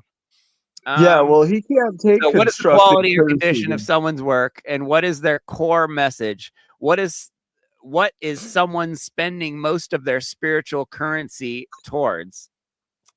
And know that time reveals truth, patterns never lie, and people will expose their true self. Thick skin, integrity, focus, and vigilance are required to activate towards the one or the true one great work. So he's, I guess, he's claiming that he pays attention to the things Mark talks about, but Mark tells us all the time to be petty tyrannists against each other, to use petty tyrants, and badger each other to do better work.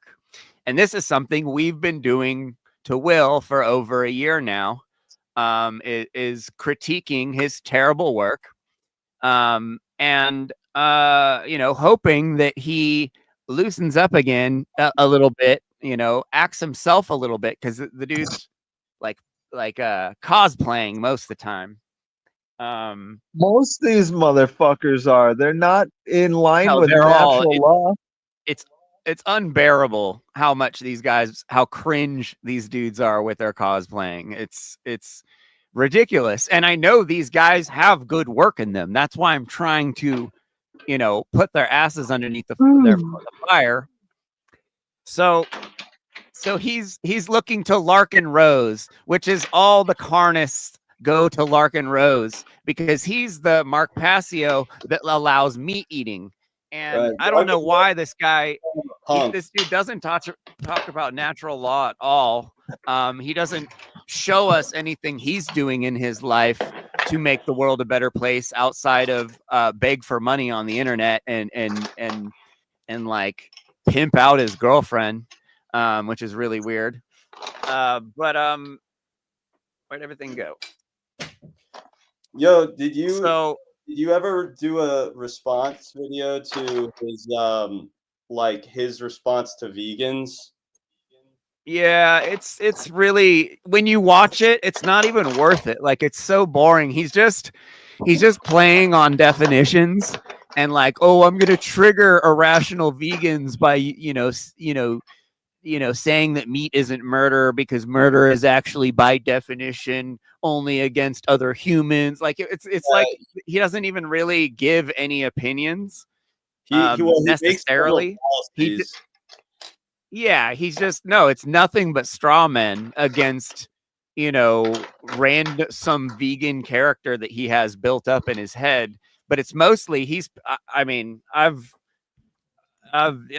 blocked me over vegan stuff, and he uses like Braxton will somehow go and argue it. He'll get on some page with Larken Rose and be arguing with him, Adam, and he's like, just it's the same old bullshit. And it's like, dude, you're 10 years and you're still, it's like, if you're trying to do less harm, and if you're trying to not be a slaver to other sentient beings, and you're trying to like be a better person,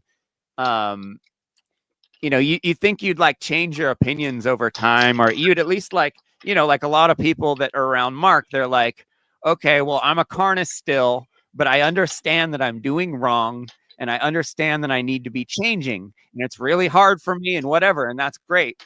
But like there are these dudes like decade. They keep these dumb opinions, these completely like patently false opinions, and and it doesn't seem like they're even trying to get along with this group. And so I don't know. And then Larken's just he's just a complainer. He's been complaining about trolls for decades. It's like, bro, you're still complaining about trolls? Like, holy shit.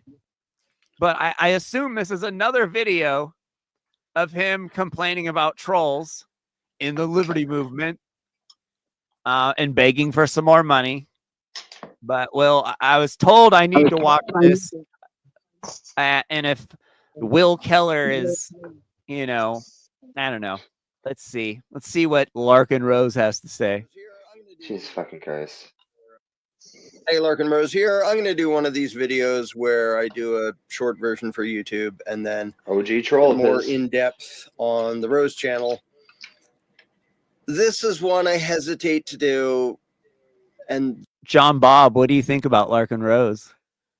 I think he's a fucking beta male. What a fucking pussy.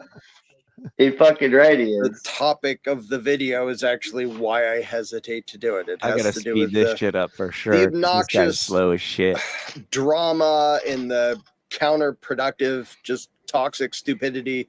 I'm in a lot causing of the drama, so movement. everybody needs to respond. And of course, if you say the freedom movement, that includes a gazillion people, including like the coolest people I know.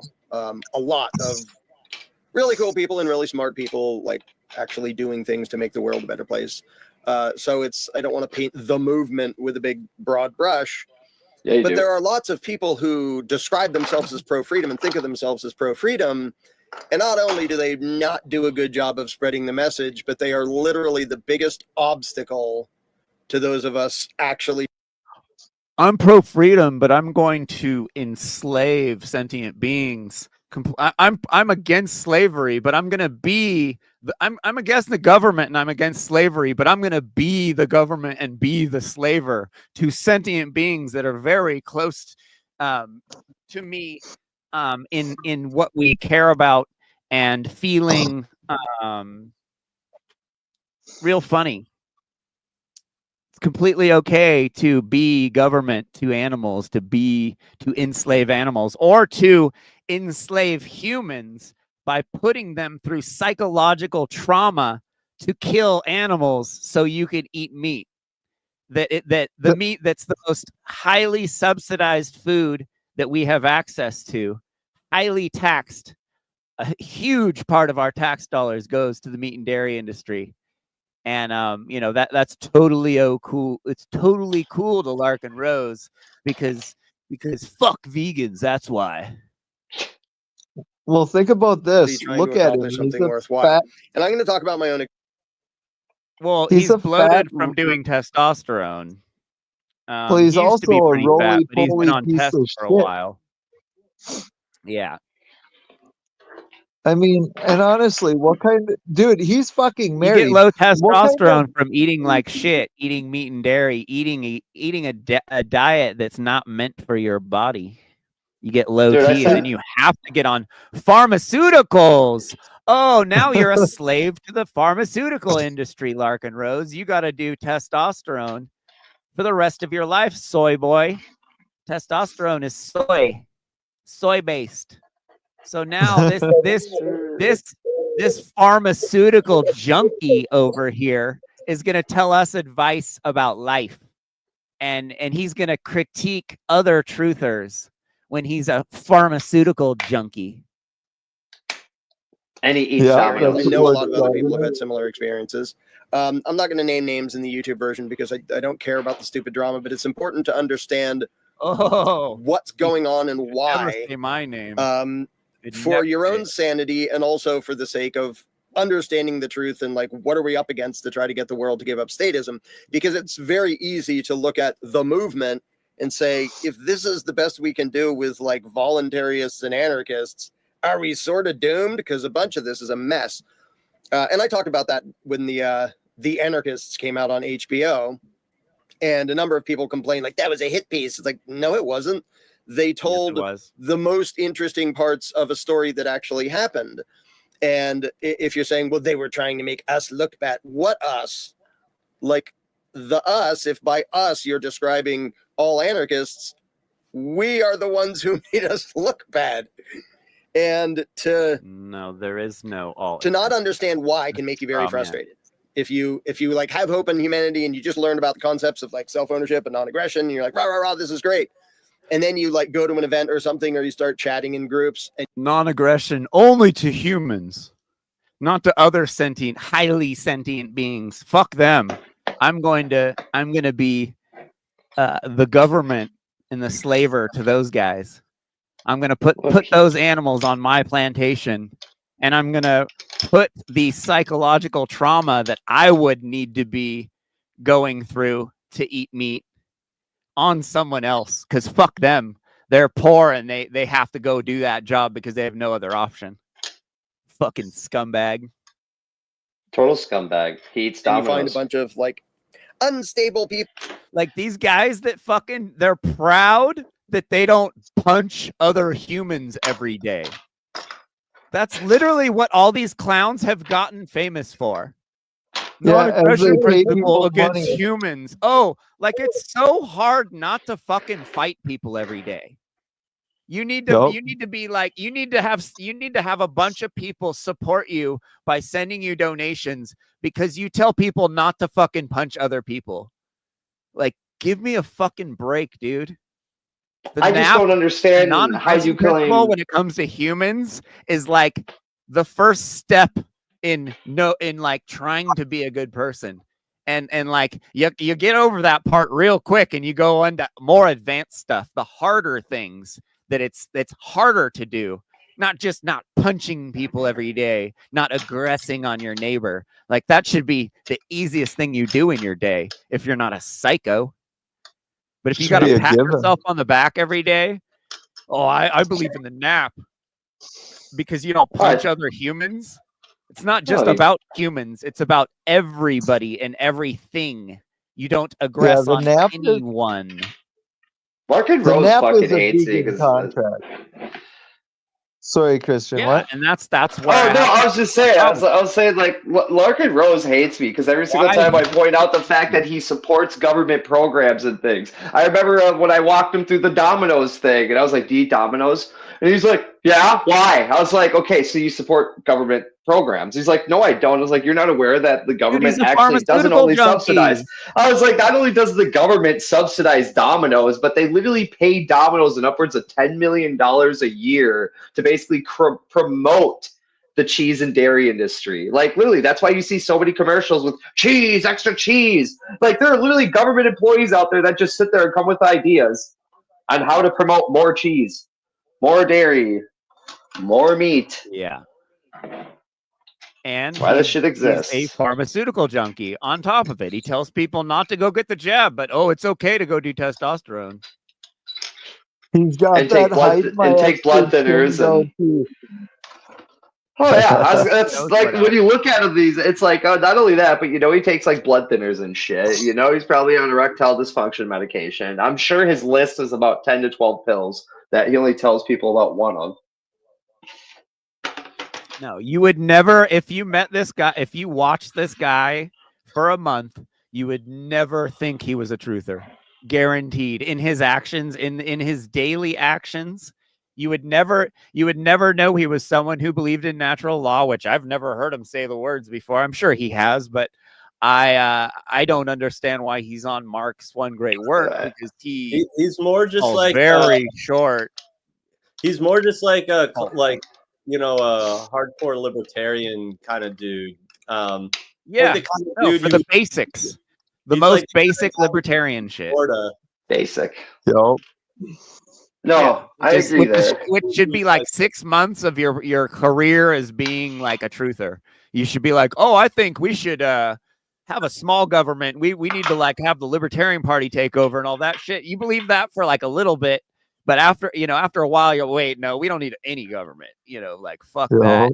The government is guarantees bad actors across the board, where maybe there wouldn't have been so many. Because the powers that be want us to think that there's tons of every other person's a criminal. Our neighbors are, completely different from us, and all this shit, because they want the country divided. So we're okay with sending tax dollars off to them to keep us safe from our neighbors, when really, we would probably all get along perfectly fine without them, if we all know what morality is. And agree to a standard.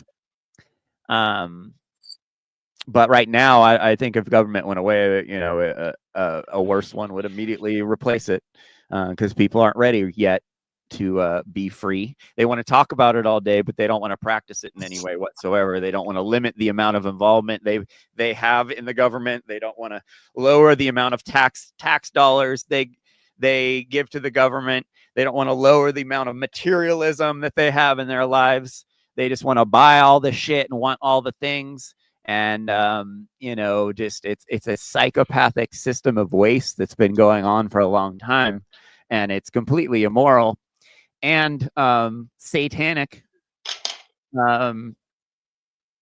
It's not, it's it's getting pretty bad, but we got to figure this shit out.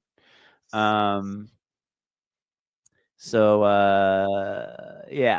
let me get back to this video. People who are sort of nasty and delusional and stuff, it's easy to get frustrated. And so I'm going to talk about some of the drama. Nasty and delusional. Not to make you feel more frustrated, but just to have people understand what's going on and to have people understand why. And I'll actually start with the why, because I've explained that. Movement or organization or idea outside of the mainstream is going to have more than its fair share of frequent narratives, and I've described why on many occasions. If the status quo and going with the flow serves somebody well, like they're prosperous and they're happy and they're doing okay the way things are in the status quo, those aren't the people who are going to doubt it or speak out against it. It's the people who aren't doing well in the status quo. Well, sometimes that includes people who aren't doing well, partly because of injustices in the status quo, and partly because those people sort of cause problems because they have problems and are messed up. And some are just sort of accidentally self-destructive. Some are malicious and toxic and fun stuff like that. But that's why I say statism is going to fall largely in spite of the movement rather than because of it. And so I've personally voluntarist for 28 years now.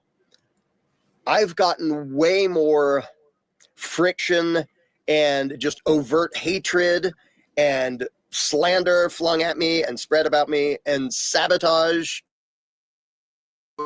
and misrepresentation and spreading gossip that isn't true. I've gotten way more of that from people who call themselves pro-freedom than from all the statists in the world combined, which, if you think about petty tyranny, bro. We want you to do better. If he wasn't a beta male that poisoned his own wife, he wouldn't say shit. He got famous by going to jail and with the government to get out early. And doing That's what? the funniest thing about all this. Like, he made a deal with the government to get out. Like, I kind of get it, but at the same time, I don't. That's how he got famous. Yeah, I'm like not he wrote surprised. some. What was He the was deal? in jail, and then like he was like, yeah, What was the deal? like a plea deal to get out early. Like he bowed to the government and begged to get out, basically. But like, do you know what the conditions were? That he's gonna be an informant for the next fucking 25 years and pull in people. No, I'm just kidding. I don't know. Probably, maybe. I mean, these guys, I've seen some crazy shit go down when these activists get arrested. There's always some catch to them getting out. Adam Kokesh is definitely a questionable. Has definitely some similar to like Padini type of just like chaos, nonstop chaos, and then has been to jail a bunch of times and changes his story a lot. And like it's like, wait a minute, did they deal with you when you were in there? You got to be like narking on truthers. Any truther that gets any kind of traction, they get reported by these truthers that they allow to get a little bit famous. But let's keep going here. All right, I'm gonna Since bail, I'm telling guys. 99% of the All right, later, Bob. Have a good night, world, guys. maybe not that bad anymore, but the vast majority of people still believe in government, and I'm telling them your belief system is fundamentally screwed up and immoral and destructive and all that, and yet I still receive more hate and more friction and more problems from people who pretend to be pro-freedom than I do from the people whose belief system I'm like undermining and insulting on a daily basis. So Grown man. if somebody, I'm not talking about endlessly friction, like complaining people about disagreeing with me philosophically, like bring that on. By Well, all aren't means, we- disagree wait, all you hold want. on here. Argue with whatever I say. If Argue with you've been a part of this movement 28 years, Larken Rose, and you've been a mover and a shaker in this movement and one of the top guys in this movement, aren't we all a product of you? Didn't you show us how to react? Because all I see is a bunch of people acting like you, complaining about trolls and talking shit about people and blocking people and hiding from them and talking behind people's backs. I see you. I've seen you. I've watched you do this shit 4 years, and you got a hot head too. Like, I get it. It's personality stuff, but but yeah, like, aren't we if we've been watching you the whole time, the freedom movement, and we're all fuckheads, what does that say about you being one of the leaders of the movement?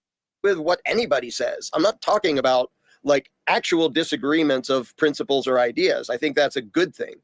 In fact, some people complain, like, can't we all just get along and just ignore our disagreements? Well, if they're philosophical, not really. Like, if we don't sort it out and talk about them and try to understand the principles better, then we don't even know what we're pushing for. It's sort of like, let's pretend to be friends so we can all push for some vague thing that none of us really knows what it is. So I'm all in favor of a lot of discussions being disagreements and He dodges that hard when it comes to veganism. Yeah. Like he's the most like bad faith, intellectually dishonest person when it comes to that topic. Who's someone of like, high respect in the movement for sure. Like, it's shocking how bad faith he is. But I mean, that's almost every moral activist group that isn't an animal rights group. I mean, ironically, lefties are very famous for this. And he kind of reminds me of a lot of those people. Well, you're saying that like he's all vegans, like he looks at all vegans as lefties, basically.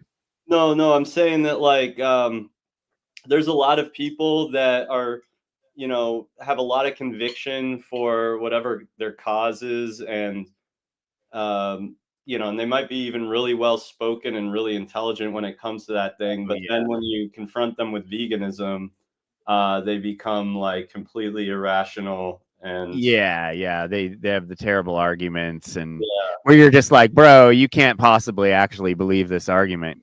Like I've seen you dismantle, like some pretty gnarly arguments. So it's like, how can you think that crop deaths is a reason why we need to keep eating animals? Like, right. like just the dumbest, some crop death stats you're wrong about, like, Right. like it's, and then the whole subsidies thing with the truthers,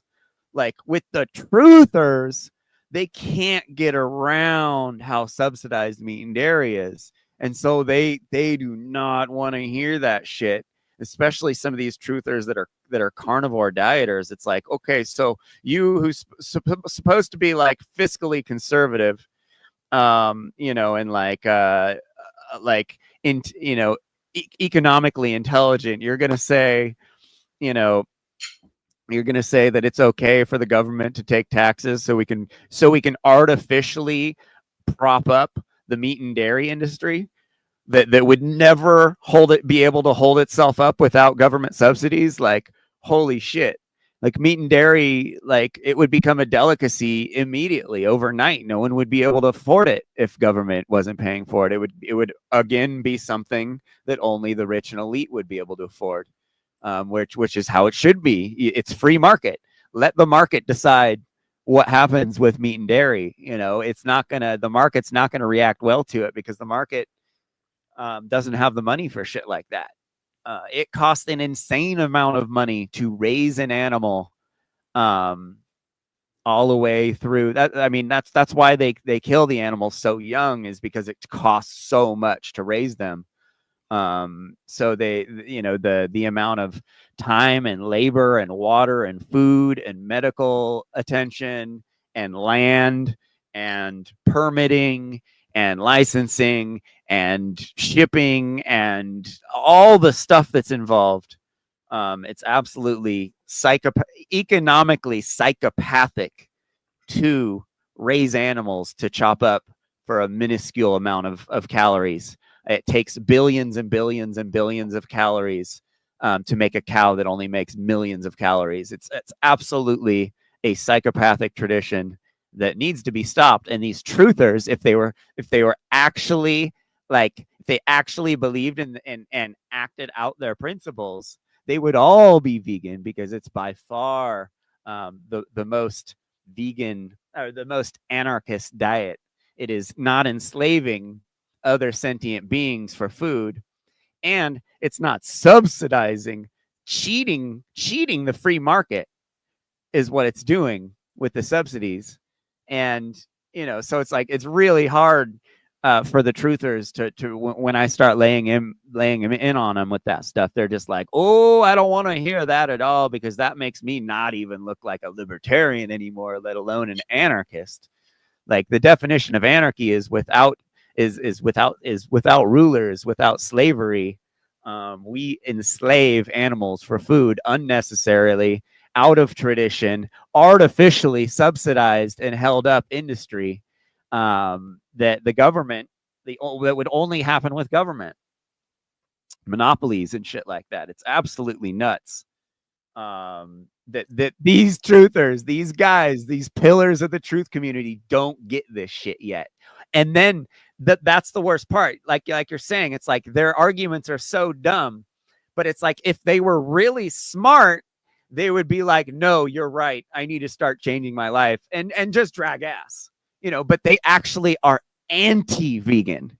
This is why, Will Keller volunteered himself to be trolled by me, is because he is anti-vegan when he should be promoting veganism across the board. He's anti-vegan. Same with Larken Rose. These guys, morals, like, holy shit. Addicts run to denial to protect their pleasures. Of course. And they love appealing to the crowd and appealing to tradition. Oh, but we've always eaten meat. Yeah, we've always been at war. Should we keep going to war? You know, it's the there's same thing. Hell on earth. It only exists in factory farming and war. You know, there's a phenomenon called escalation of commitment, and it's like where the ego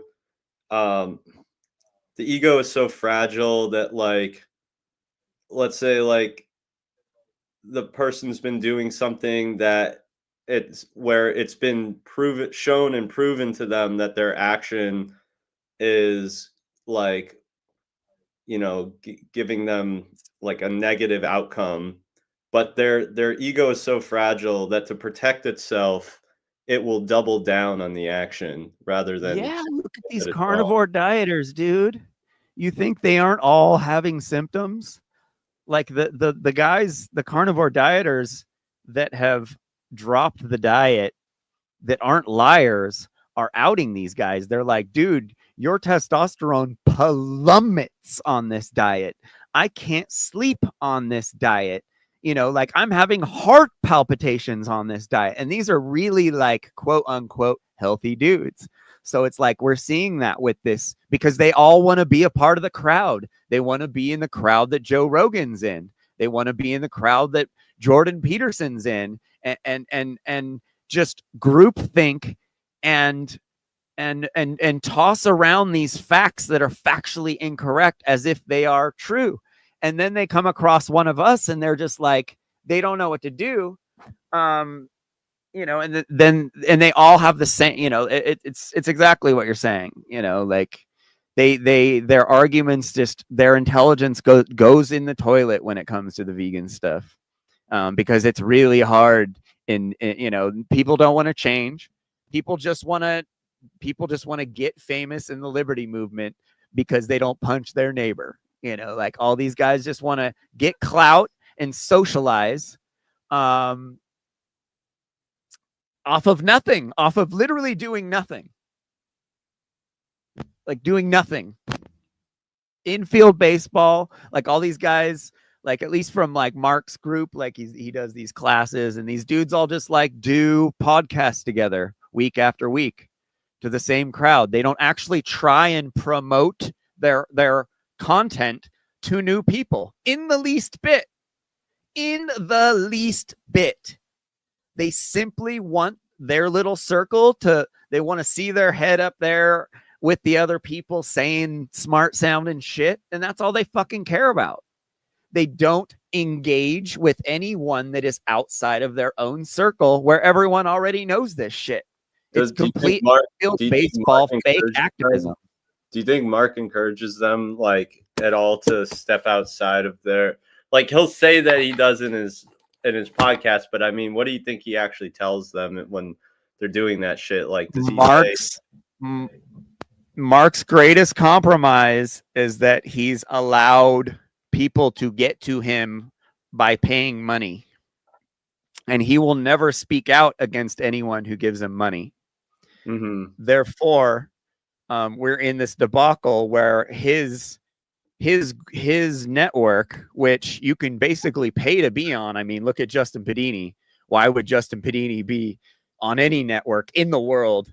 If not, that guy is on the One Great Work. He is, dude. Oh, I don't believe that for a second. That dude is. He is, bro. Really, go look at the website right now. What is he? What is he? And 90% of the content he's uploaded there is bad jokes. Like, what is and he? Like podcast debating me. Huh? What's he actually talking about on there? Nonsense, dude. Literally jokes. He's a comedian. Like, he claims he's a comedian. Therefore, in any debate or discussion, once he starts losing, he just starts making jokes.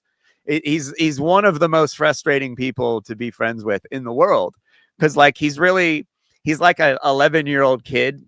He obviously went through some shit growing up, and he's like stunted. And I've known him a long time, but he's very hard person to be around. Because he just thinks he's just got the most the biggest ego in the world. In this group, all these Mark Passio people, they have the most fragile egos. And they don't listen to anything he says, because they immediately go off and start having this social thing. And then you go and look at the content they're putting out, and it's garbage, and you're like, okay. And then you go look at their YouTube, and they're obviously not even promoting their YouTube. So it's like, what's the point? Why make content if you're not going to promote it? Like, you have to go put the stuff out. You're not gonna, none of your garbage is gonna fucking go viral, bro. You know, if you're doing the great work because you want to change the world, like Mark wants, you know, or Mark's saying, you know, you're gonna have to reach out and do outreach, you know, etymology, reach out, not create a echo chamber. Well, so where like no more than 50 people are going to hear your shit. some of the, and those like, 50 people already know everything you know. So it's like, some of the like things I've learned from outreach is it's pretty much useless unless you film it. And one of the reasons that you want to film it is not necessarily even so that someone hears your argument and agrees with it, but it's to show I guess that could be part of it, but I think another big part of it is that you want to actually make the person who's debating you look bad. And by doing that and having that be seen by thousands of people, or thousands and basic thousands, psychology. they attribute the person who looks like a fool as the out group, the person who's being cast out of the tribe, and they want to be part of the tribe. So be part of the winning group, the part of the group that doesn't look dumb. You know, it's like some weird survival thing that clicks. And but yeah, like so What's cool about being vegan is that most vegans are libs, you know? So we have a very unique situation where we could completely change the paradigm of like serious vegans, you know, like if you're a serious vegan and you have someone, you know, who's not a part of the two-party paradigm come to you and is like, you know, and explain to you how the taxation system works and how taxations go to subsidies, and that completely pays for the meat and dairy industry, and that government, you know, it's pretty easy to convert a liberal to an anarchist, or, you know, at least like a minarchist, and completely get them out of their funk they were in, being stuck in the two-party paradigm using veganism. Because most it's funny.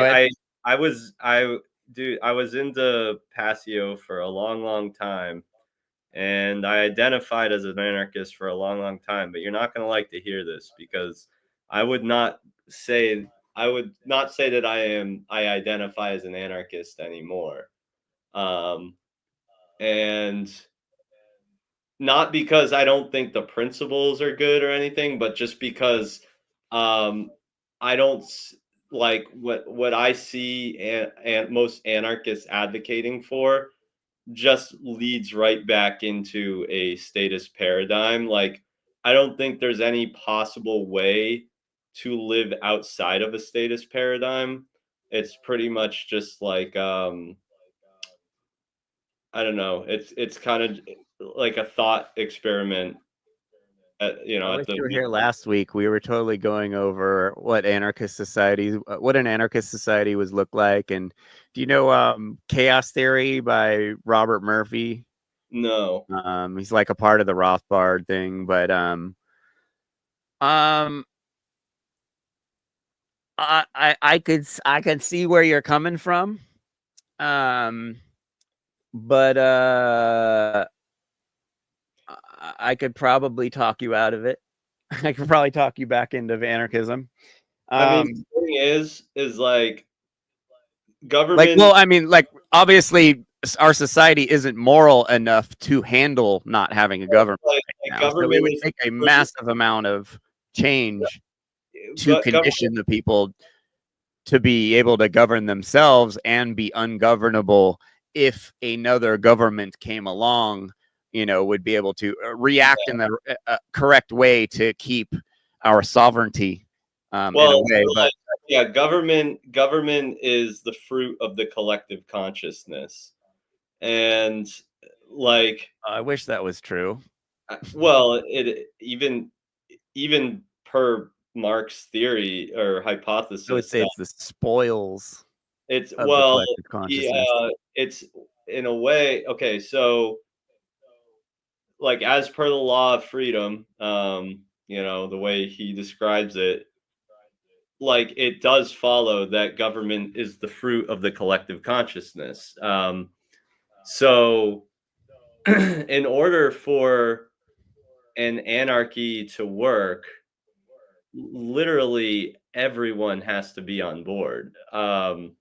Otherwise, you're just going to form a perimeter, and it's going to immediately lead to a group, gaining, working to gain a monopoly on violence within a given area.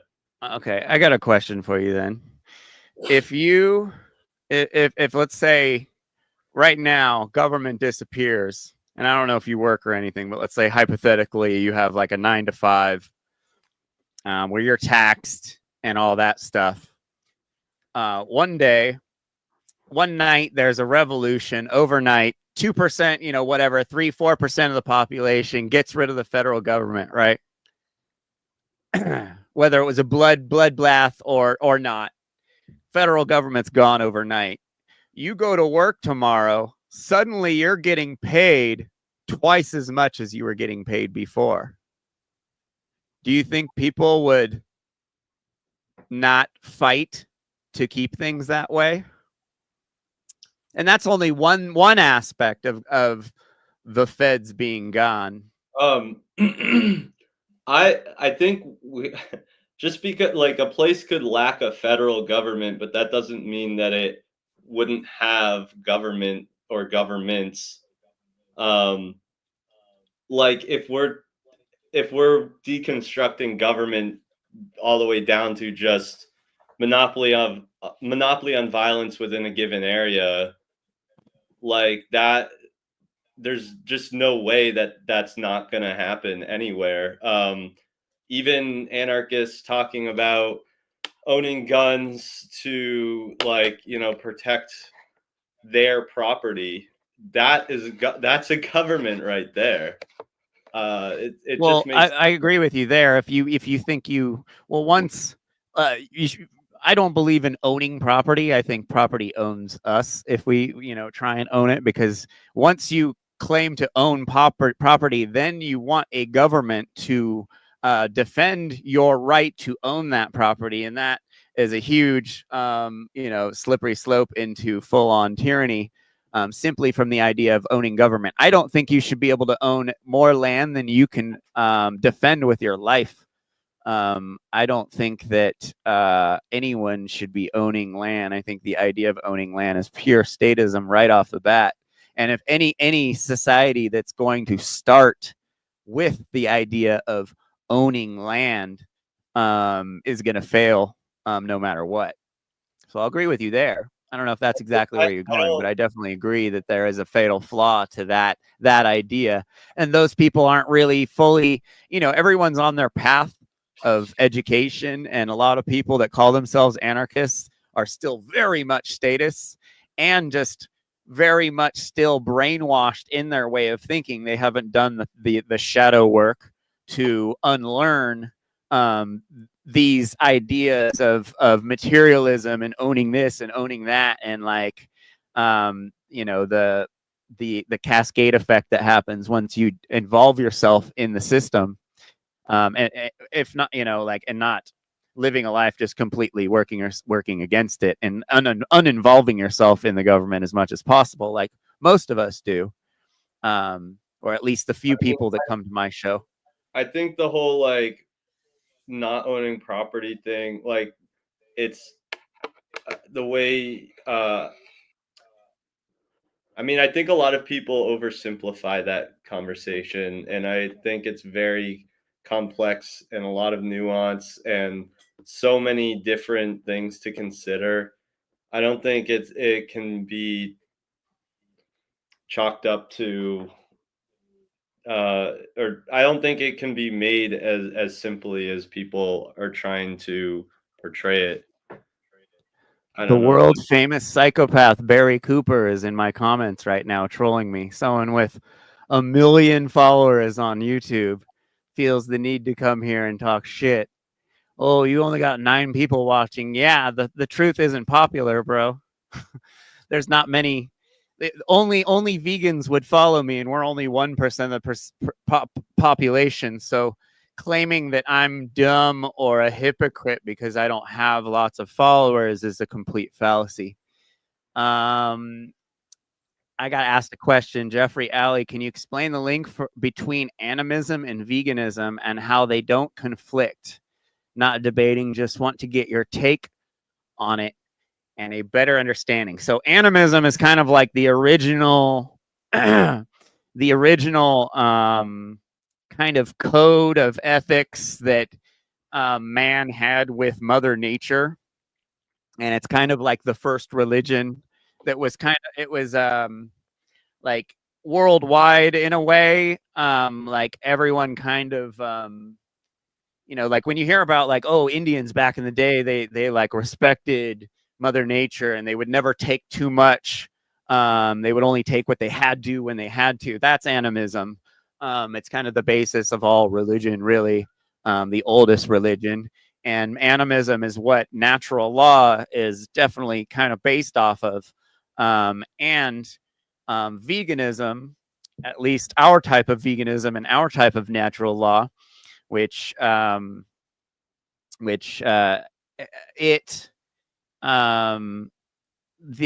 taking that whole not taking from nature to the extreme.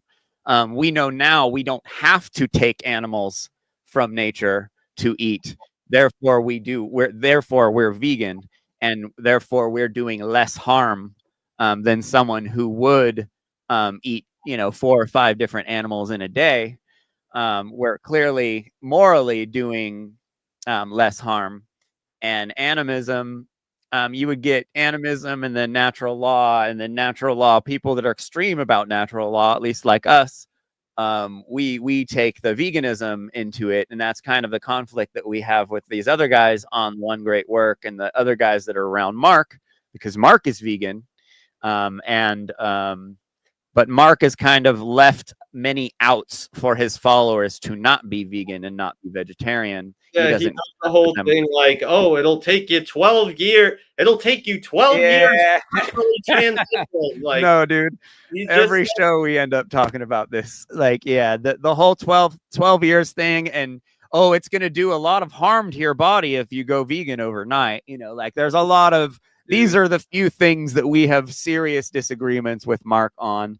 I think he's just making himself feel better because he took so long to do it by saying that, oh, his body needed to transition over years and this addiction had a hold of his body. And if he stopped overnight, it would kill him. And it's like, no, dude, that's not how it works.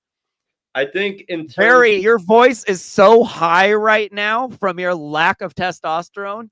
3 years ago, you made a video about me and your voice was like this. You were very, very, very deep voice. And now it's like this. It's way up in the air. It's a natural, it's what happens when your balls stop making testosterone from your shitty diet and living a life of drug abuse and alcohol abuse and destroying your body. That's why your testosterone stops working. And now you're on testosterone. But don't talk to me about my voice. My voice is fine. You're the one who sounds like a chipmunk right now, dude. Like, I can't believe how deep your voice used to be and how high-pitched it is now. It's just completely baffling. So anyway, where were we? Oh yeah, so animism and natural law and veganism is just kind of taking the whole animism thing to the extreme. You're supposed to respect Mother Nature. Mother Nature gives us the laws, that we think exist, and we could either not align ourselves with those laws and deal with the consequences of that, or we align ourselves with the laws and promote the alignment of those the promote others to align with those laws, in order to make the world a better place, because it's kind of screwed right now because everyone's just doing whatever the fuck they want to do all the time, making the world a hellhole. What you put out into the world, you will get back to you tenfold. It might not happen overnight, but it might happen to your kids, or it might happen to your grandma or your mom or someone you care about. Like, there's repercussions eventually, for everyone just putting shit out into the world.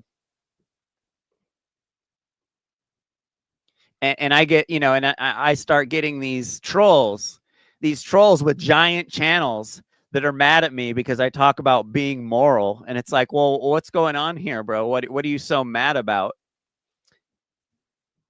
Why do you and your 500,000 followers, why do you have to come here and troll me with my 5,000, with my 10 people watching?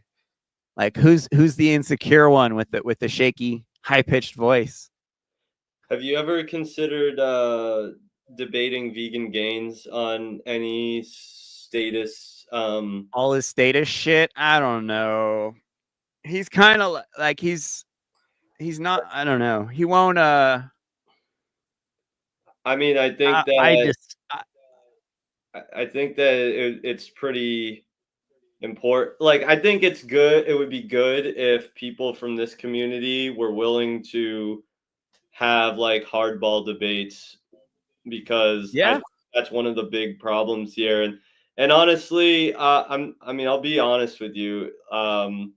It's one of the things that's kind of led me out of this community a bit, because I don't hear enough strong arguments. Not that I don't. I mean, of course, I agree with a lot of stuff that they talk about, but I just think that if there's going to be like this sort of there's a lot of dogma. I'd say there's like a lot of dogma. Yeah.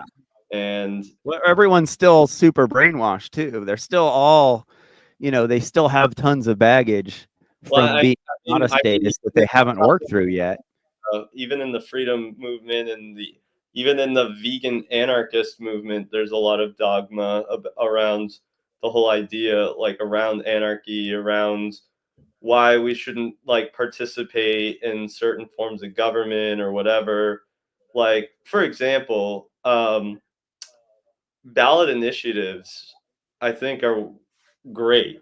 And I mean, obviously I want everybody to go vegan right now, right? But since that's not going to happen, and we have ballot initiatives it's one of the options we have, like, I think those do a lot to spread, veganism and spread animal rights. And when people just like, I know some anarcho type people are like, no, don't participate in any kind of government activity or whatever, because you're legitimizing it. It's like, okay, well, you can sit on your ass and do nothing, or try and do your anarchist outreach and give people, the most dangerous superstition, and like maybe 1 out of like 100 people you hand that book to will actually read the damn thing. Or you can actually get like 9,000 or 12,000 signatures to ban a slaughterhouse, and literally we had thousands of people. We watched a video last week of the lady in Denver, I think, that's that's my friend. Oh, cool. Yeah. And I mean, and dude, hey, right now, that's great. I'm all for people doing that if that's where they want to put their energy. I did some of that outreach right, for that campaign. Yeah. Not a lot. I did some, but let me tell you something. We talked to more. What other outreach thing where do you get permission to literally cold call an entire fucking county of people and talk about veganism with them? Like it's that's kind of insane cool. to say that it's insane to say that we shouldn't be participating in these So forms you're of government. all the voters in a county and talk to them about veganism. Like I did one of the calling sessions, but they did tons of them. And I also, when they first were petitioning for the ballot, I was out there helping them petition. You're literally going around the whole city talking to people. But yeah, they have because they're like a government thing, they are able to be part of this whatever this phone is that allows like them to cold call every single person in Denver. And it's like, I feel like my vegan activism and my political activism, while they're intertwined, I think just like naturally in my head, I'm like, all right, we need to work on getting rid of the subsidies. Like I naturally have like kind of more political solutions in my head for veganism than I do for like getting rid of the government, if you know what I mean. Like I think more like local action for veganism, I think would be better. But at the same time, if it goes nowhere, I wouldn't spend my life doing it. Well, I wouldn't expect like you might anyone be just to, but barking up. You might be actually- just running yourself into a brick wall the whole time. If you look at the results of that campaign, well, first of all, actually, it's because of ballot initiatives that there's a fur ban in California, or that there's fur bans anywhere, that there's foie gras bans or whatever. But if you look at the results of that Denver campaign, I think that they won almost 40% of the vote for each the banning industrial slaughter and banning fur for Denver. Even though they didn't win, think about this. That is tens of thousands. Is it tens of thousands? Maybe even hundreds of thousands? I think it's tens of thousands of non-vegan meat eaters that voted against slaughter and against fur. Like, wow. That is one of the, I think that like, so it did the ballot initiative didn't win, but it got 40% of the vote. It got almost 40% of the vote in some, and for those things. Some of the neighborhoods or whatever. I would say that's pretty good. That is an amazing thing that happened, and that also means that the next election cycle, with either the next one or two, it could very well win. Sometimes it takes about 7 cycles for something like that to go through, but look, that's participating in democracy right there. And even though it sucks that that's the only thing that's how it has to be, that's what we got. And the problem with a lot of anarchists is they want to be so dogmatic and hold so true to their label that they're not willing to do pragmatic things to shift the paradigm like that. Yeah, I hear you. That makes sense. But yeah, like I said, it's like I would definitely think like it's like getting rid of the government is obviously like, it's just like what Mark does. He's trying to change, he's trying to change the world by making everyone moral. It's kind of like it's a very high, you're shooting really high. You're setting the bar really high for your success, where veganism and just making the world a little bit more vegan, or at least getting the ball rolling in the right direction, seems far more realistic in our lifetime, if you know what I mean. So I think I definitely wouldn't shit on anyone doing, like ballot initiatives or any kind of direct action like that. Well, In the least bit, because I do. I mean, the stuff can. right I there. wouldn't want a slaughterhouse in my neighborhood either. Even if I was a carnist, like That's they've government. done studies that it raises crime around whenever they put a slaughterhouse in a community. It raises crime in that community. It's like fuck that, and it's just gross. It stinks. You just know there's this bad energy coming from this building. It's just not a. It's no one's like proud to work at a slaughterhouse. All these guys have PTSD. They all have a higher rate of bad health and Yeah, I guess the polling they did, they found that the most of the people that voted were people that voted against the slaughterhouse were people that actually have to run on that take the trail that goes right behind it or that live near it. Yeah. All the people that They have to voted hear for it the and smell slaughterhouse. it. Yeah, all the people that voted against it are people that had to pass by it every day or be near it. And all the people that voted for it were people that lived in the rich neighborhoods. But I mean, my main thing is just that is government. It's we need to like participate in government because we don't have any other options right now.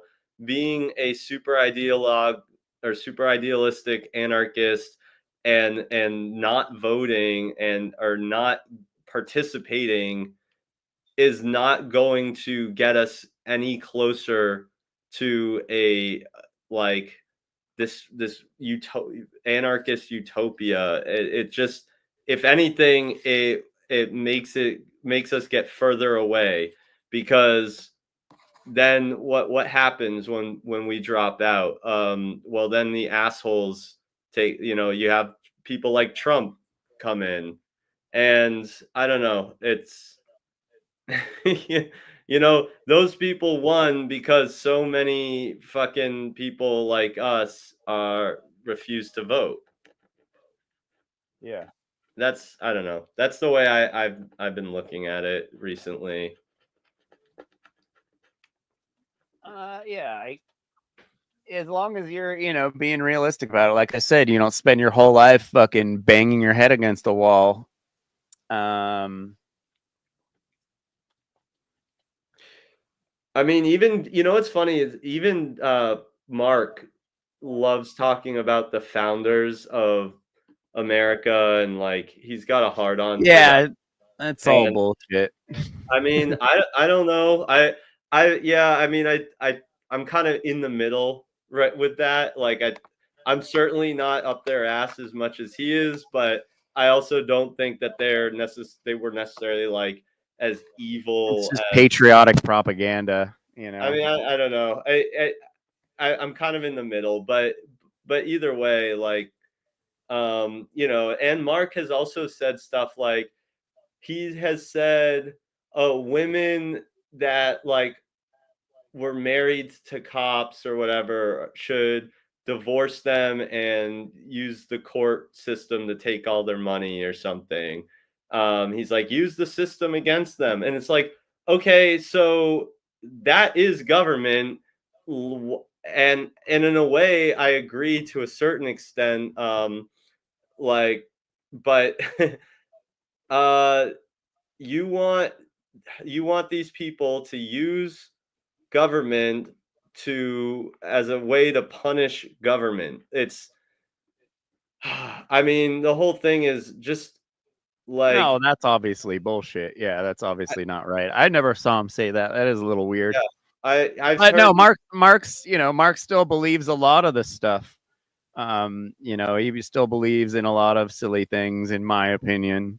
But those aren't things that I don't, they aren't like, if he wants to believe in the founders, that's like great and everything. But I just, it was like Larken, even like what Larken was saying. It's like, if these aren't massive, like massive things where I would really like go against someone. Like, these aren't like huge, like like if someone came up on the show and was like, yeah, I'm trying to get some ballot initiatives get pushed through for veganism, I'd be like, that's cool. Where only someone kind of only someone who's like a noob anarchist would be like, oh, fuck that, that's government, and like, it's like, no, well, you're kind of trying to unfix at least some things that you possibly, if you really think you can make a difference, it's better than not doing anything. That's for sure. And most people don't do anything. I guess that's my point, which is like, then why even bother with the whole anarchist thing to begin with? Because if we're going to be like mature enough to admit that, yes, like the system we have right now, it is possible to make some changes. It's better to work on making changes in that system than like letting it fall to shit and trying to ignore it.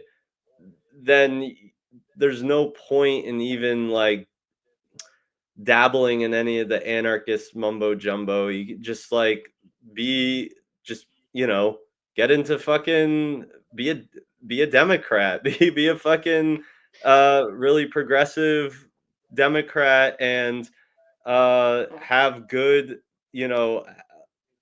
lines that you draw on what policies you're willing to support and what you aren't, and try and rally other people for that cause. Like, I agree with the whole taxation is theft, but that doesn't mean that all theft is wrong. If, there's a classic trolley problem, although it's not a trolley problem, but, the guy whose wife gets a very rare disease, and there's that one pharmacist or chemist or whatever that develops the cure, and he kind of dangling the cure over their head, and it like, but he won't give it to them. And so the husband's like, okay, I'll pay you whatever you want. And he's like, no, nothing, I don't want to sell it to you. And he's like, I'll literally like be your slave forever. And the guy's like, no, I don't want to give it to you. And so the husband breaks into the guy's house and steals it and saves his wife. He stole that? Was he wrong? Was he wrong for doing that for his wife? Now is this like a utilitarian argument? I mean, I don't know. I don't think that's necessarily utilitarian. I think there's you could reach a deontological conclusion there too, or what they call rule deontology. Or there's also threshold deontology, which might be more accurate. Yeah. Okay. So like for example, it might be like a better thing to try and lobby or petition or whatever, vote for people, or for us to have universal health care, or socialized health care, even though it means technically stealing quote unquote stealing money from people, but you're actually going to be saving and helping so many people, and the cost ends up being so much less money for everyone that it is totally worthwhile to rob people for that. And it's like a Robin Hood thing. No one thinks Robin Hood was a fucking asshole. He was doing something good. He was still stealing, but he was stealing a lot. Well, most people he stole from thought he was an asshole. Yeah, he was stealing from the fucking lords who wouldn't take care of those people, and he was trying to help. And it was a good thing. Well, it's kind of a goofy comparison for what's going on now. It's not necessarily the same situation, but I get what you're saying. I understand, but the thing is that the people don't have a choice. That's the immoral thing, and that's what makes it wrong. Is that not being able to opt out, and that's what where I'm not sure how much you've looked into. Like what anarchist societies would look like, but you live here, you can't, once you're alive and in and living in the society, you can't opt out. It's not really like you can try and go off grid if you have enough skills. Most people aren't given those skills, and let's say everyone had those skills to off grid.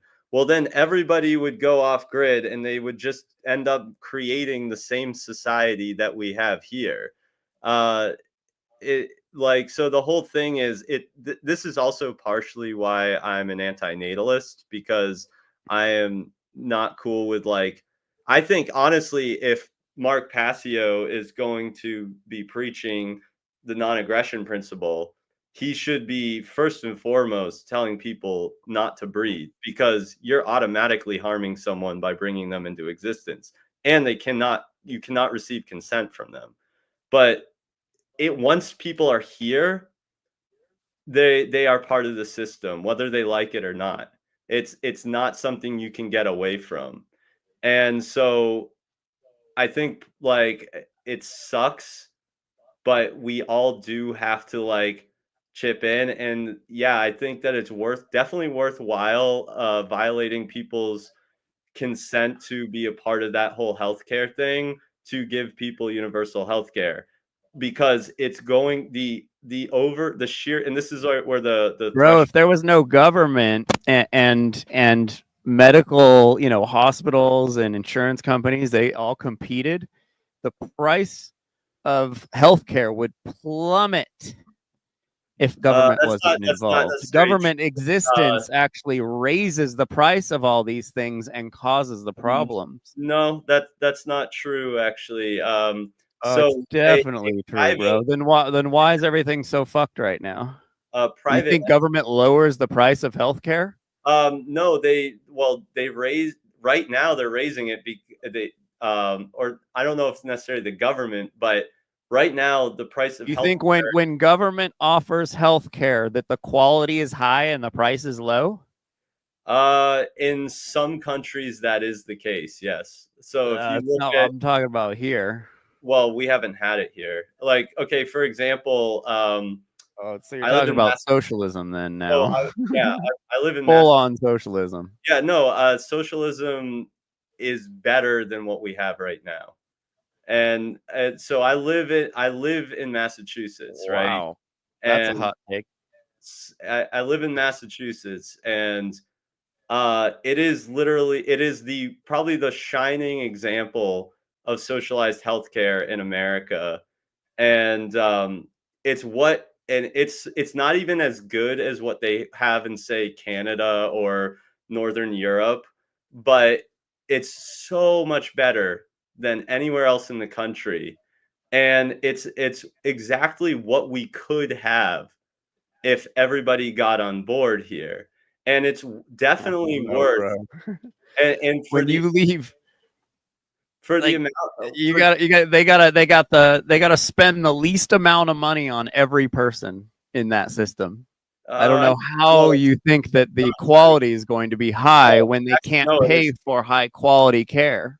I literally had one of the most expensive facial reconstructive surgeries covered by socialized healthcare. It was like 70,000. Not surprised. It's not. That doesn't make it moral. It doesn't make it right for that money to be taken. Totally moral. I would say that for how fucked up my face was, for people, like, for anyone to have to live like this because some cunt like Donald Trump wants to, like, sit in an ivory tower, definitely worth pointing guns at people to make sure everybody's covered under that system.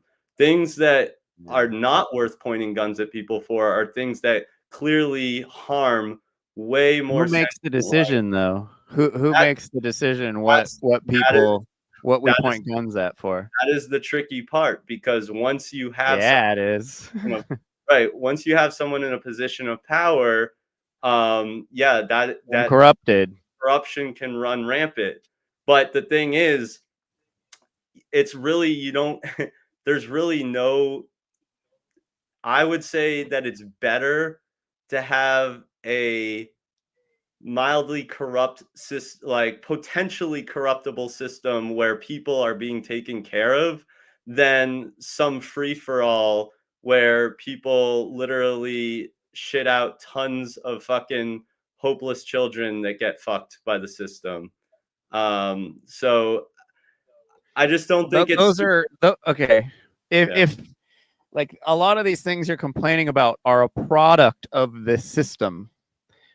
If the system was different, these issues wouldn't be issues. Well, that's why So I'm you're like that's trying to why- fix it from within using the old techniques, which never worked in the past to begin No, with. I You're actually- saying you just admitted a minute ago that you know, these politicians are all psychos I didn't and say corruptible and 100% corruptible. Even if you get a person in there who may be good, they will become corruptible. So Yeah. yet I you mean, want I to don't think leave all of these them corrupted people in charge of the people that are corrupt.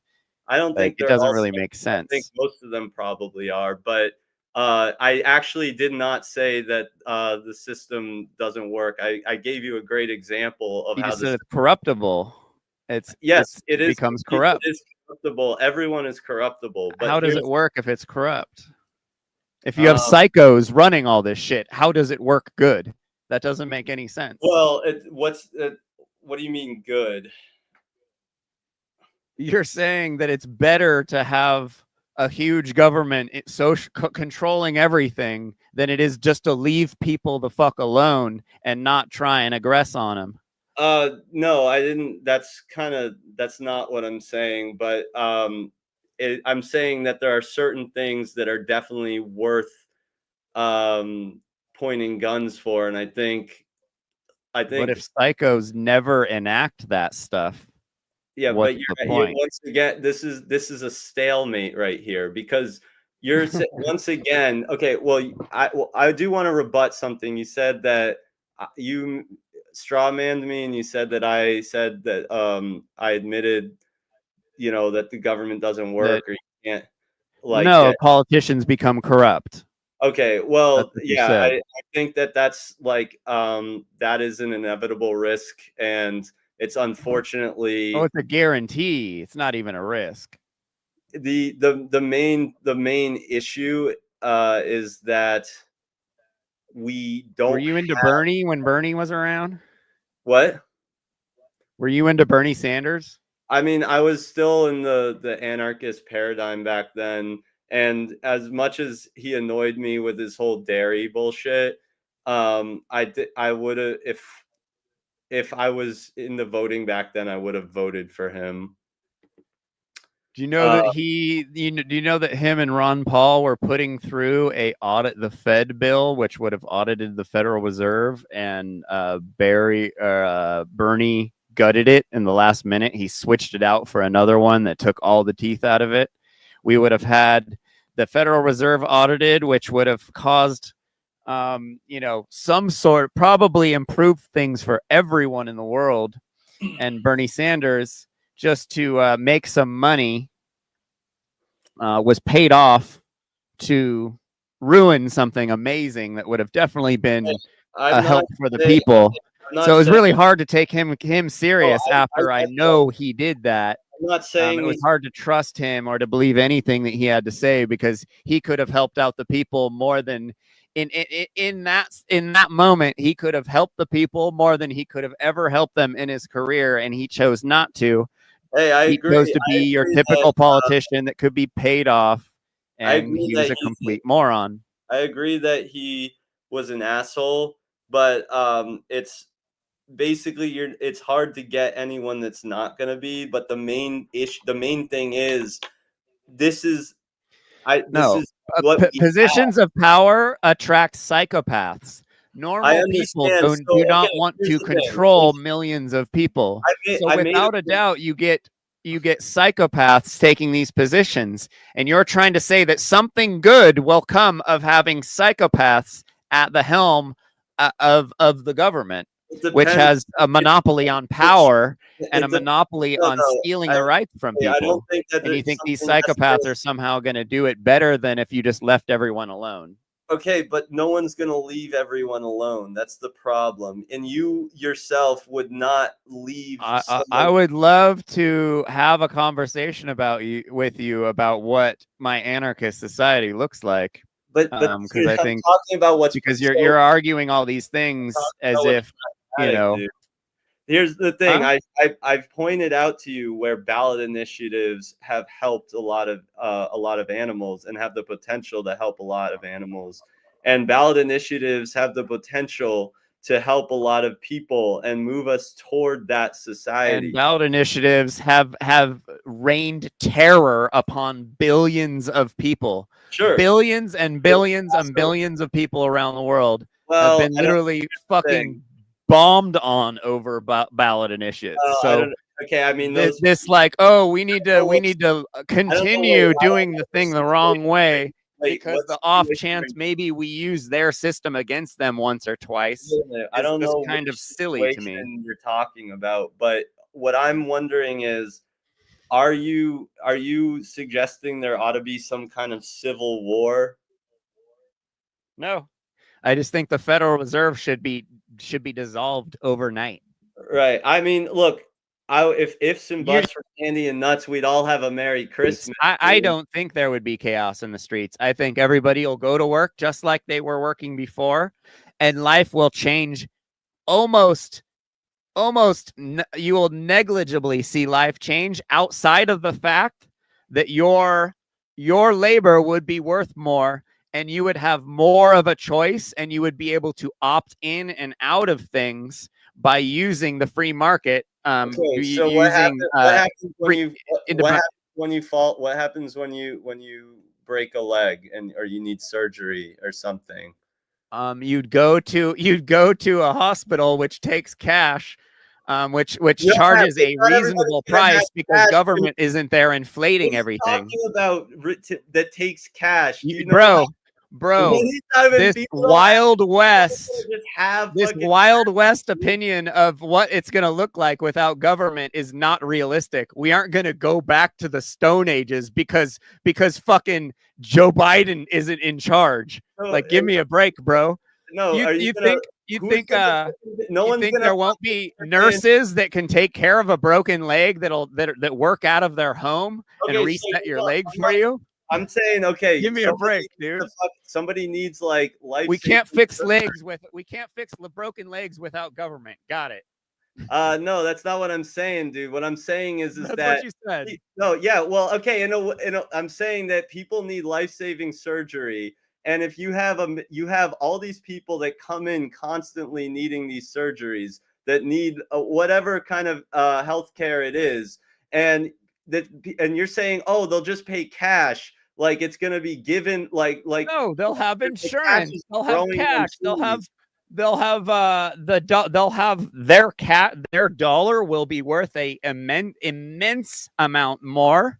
There will be competition because government will not be monopolizing things with its certifications and shit like that. So the price of things, since there's competition, since there's 9 nurses on my block competing for clients, they're going to offer me the best product at the lowest dollar. Dude, no government involved, bro. You're just parroting some stuff you've heard. Like, where these poor people are getting this money? Where's their money coming without from? government, all the prices will be the same, and no one will still be able to afford health care when it's complete bullshit. This is a funny thing. You're acting like hospitals will compete against each other, and the prices will plummet. Have the same income. You're acting like everybody's gonna have like cash that they can just pick off trees or something. Everyone will be able to work a couple months out of the year and have enough money for the rest of the year. Things will be completely different if government is gone. Financially, everyone able to start a business out of their home that they weren't able to do before. Anyone can get a job for any price. No more minimum wage. Any 2 people can agree on, like a employer can offer a job for $5 an hour, and if you, someone wants to take it, they can fucking take it without the government coming and pointing guns at people. No, okay, I agree that would all be lovely. Like, but you don't think that the economy would do better No, I without think the you're federal government I think you're sucking grossly sucking oversimplifying off of things. it like a vampire? I think you're grossly oversimplifying all of this stuff. And what I'm saying is I that don't think so at all. Okay, let's say I would How say, are you not oversimplifying it? You're okay, saying nothing's going to change if the government goes away, or you're saying that it's going to be the Wild West. Well, here's people are going to be shooting each other in the streets. There'll be here's the chaos. thing. There'll be no place to get a broken leg. No place to get a broken leg fixed. Yeah, I don't think prices will go through people- the I don't roof, think right? that no, I think one, you're straw You, manning. you obviously don't know how the free market works, and you you're don't know straw- what competition Jeffrey, does in an Jeffrey, economy. Jeffrey, you're straw manning my argument. You're straw manning my argument. And No, here's I'm the not. thing. The government is here, okay? You're not, it's not, you can't just snap your fingers and it goes away. And once again, there's no, like you pointed out, there's no Then are we outreach. talking about if government's gone or not? Because Hey, you've engaged in the conversation talking about if government is gone for the last hour. What I'm So saying, if what we're I'm changing saying the is- subject, we're changing the subject. No, what my whole point with this whole thing is that you can do all the outreach that you want for your anarchist thing, which most of these anarchist people are not doing. But the point is, we have a system, and that's not, despite whatever whatever rhetoric that you want to preach, that system isn't going away. But there is changes that we can make using that system, and it's what we have. So by not participating, we are shooting ourselves in the foot more than we are by participating. So what I'm saying is it's better to get involved. It would be great to live in that utopian anarchist society, but we're not there yet. So Bro, right now, the society you're opting for is utopian.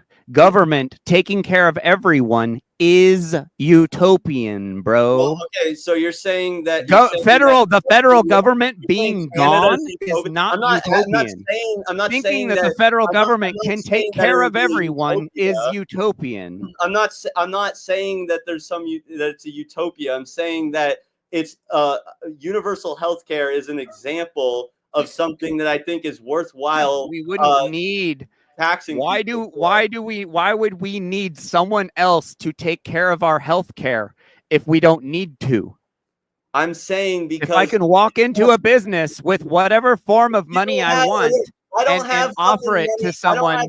Dude, if I had the situation I was living with, and there wasn't socialized healthcare, I would be stuck. Bro, that's your anecdote.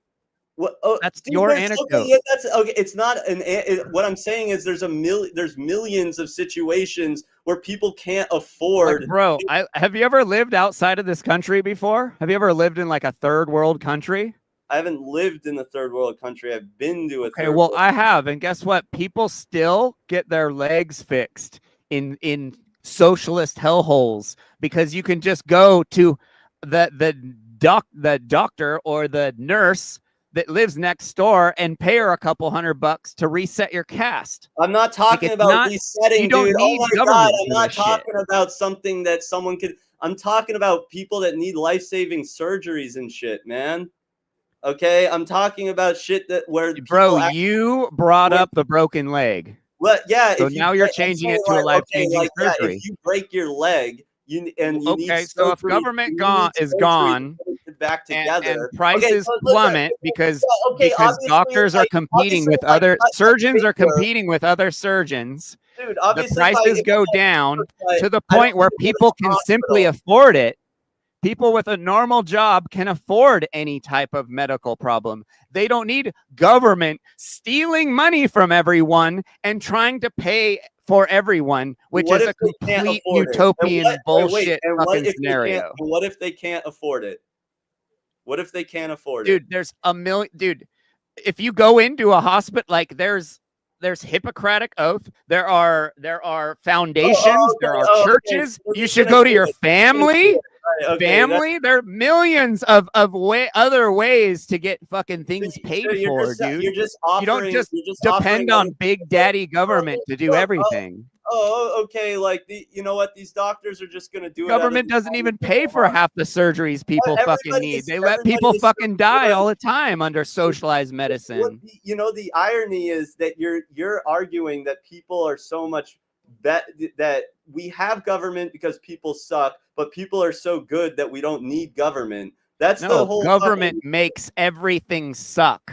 Government makes people greedy. Government keeps us all living in a very uncomfortable place where it's very desperate.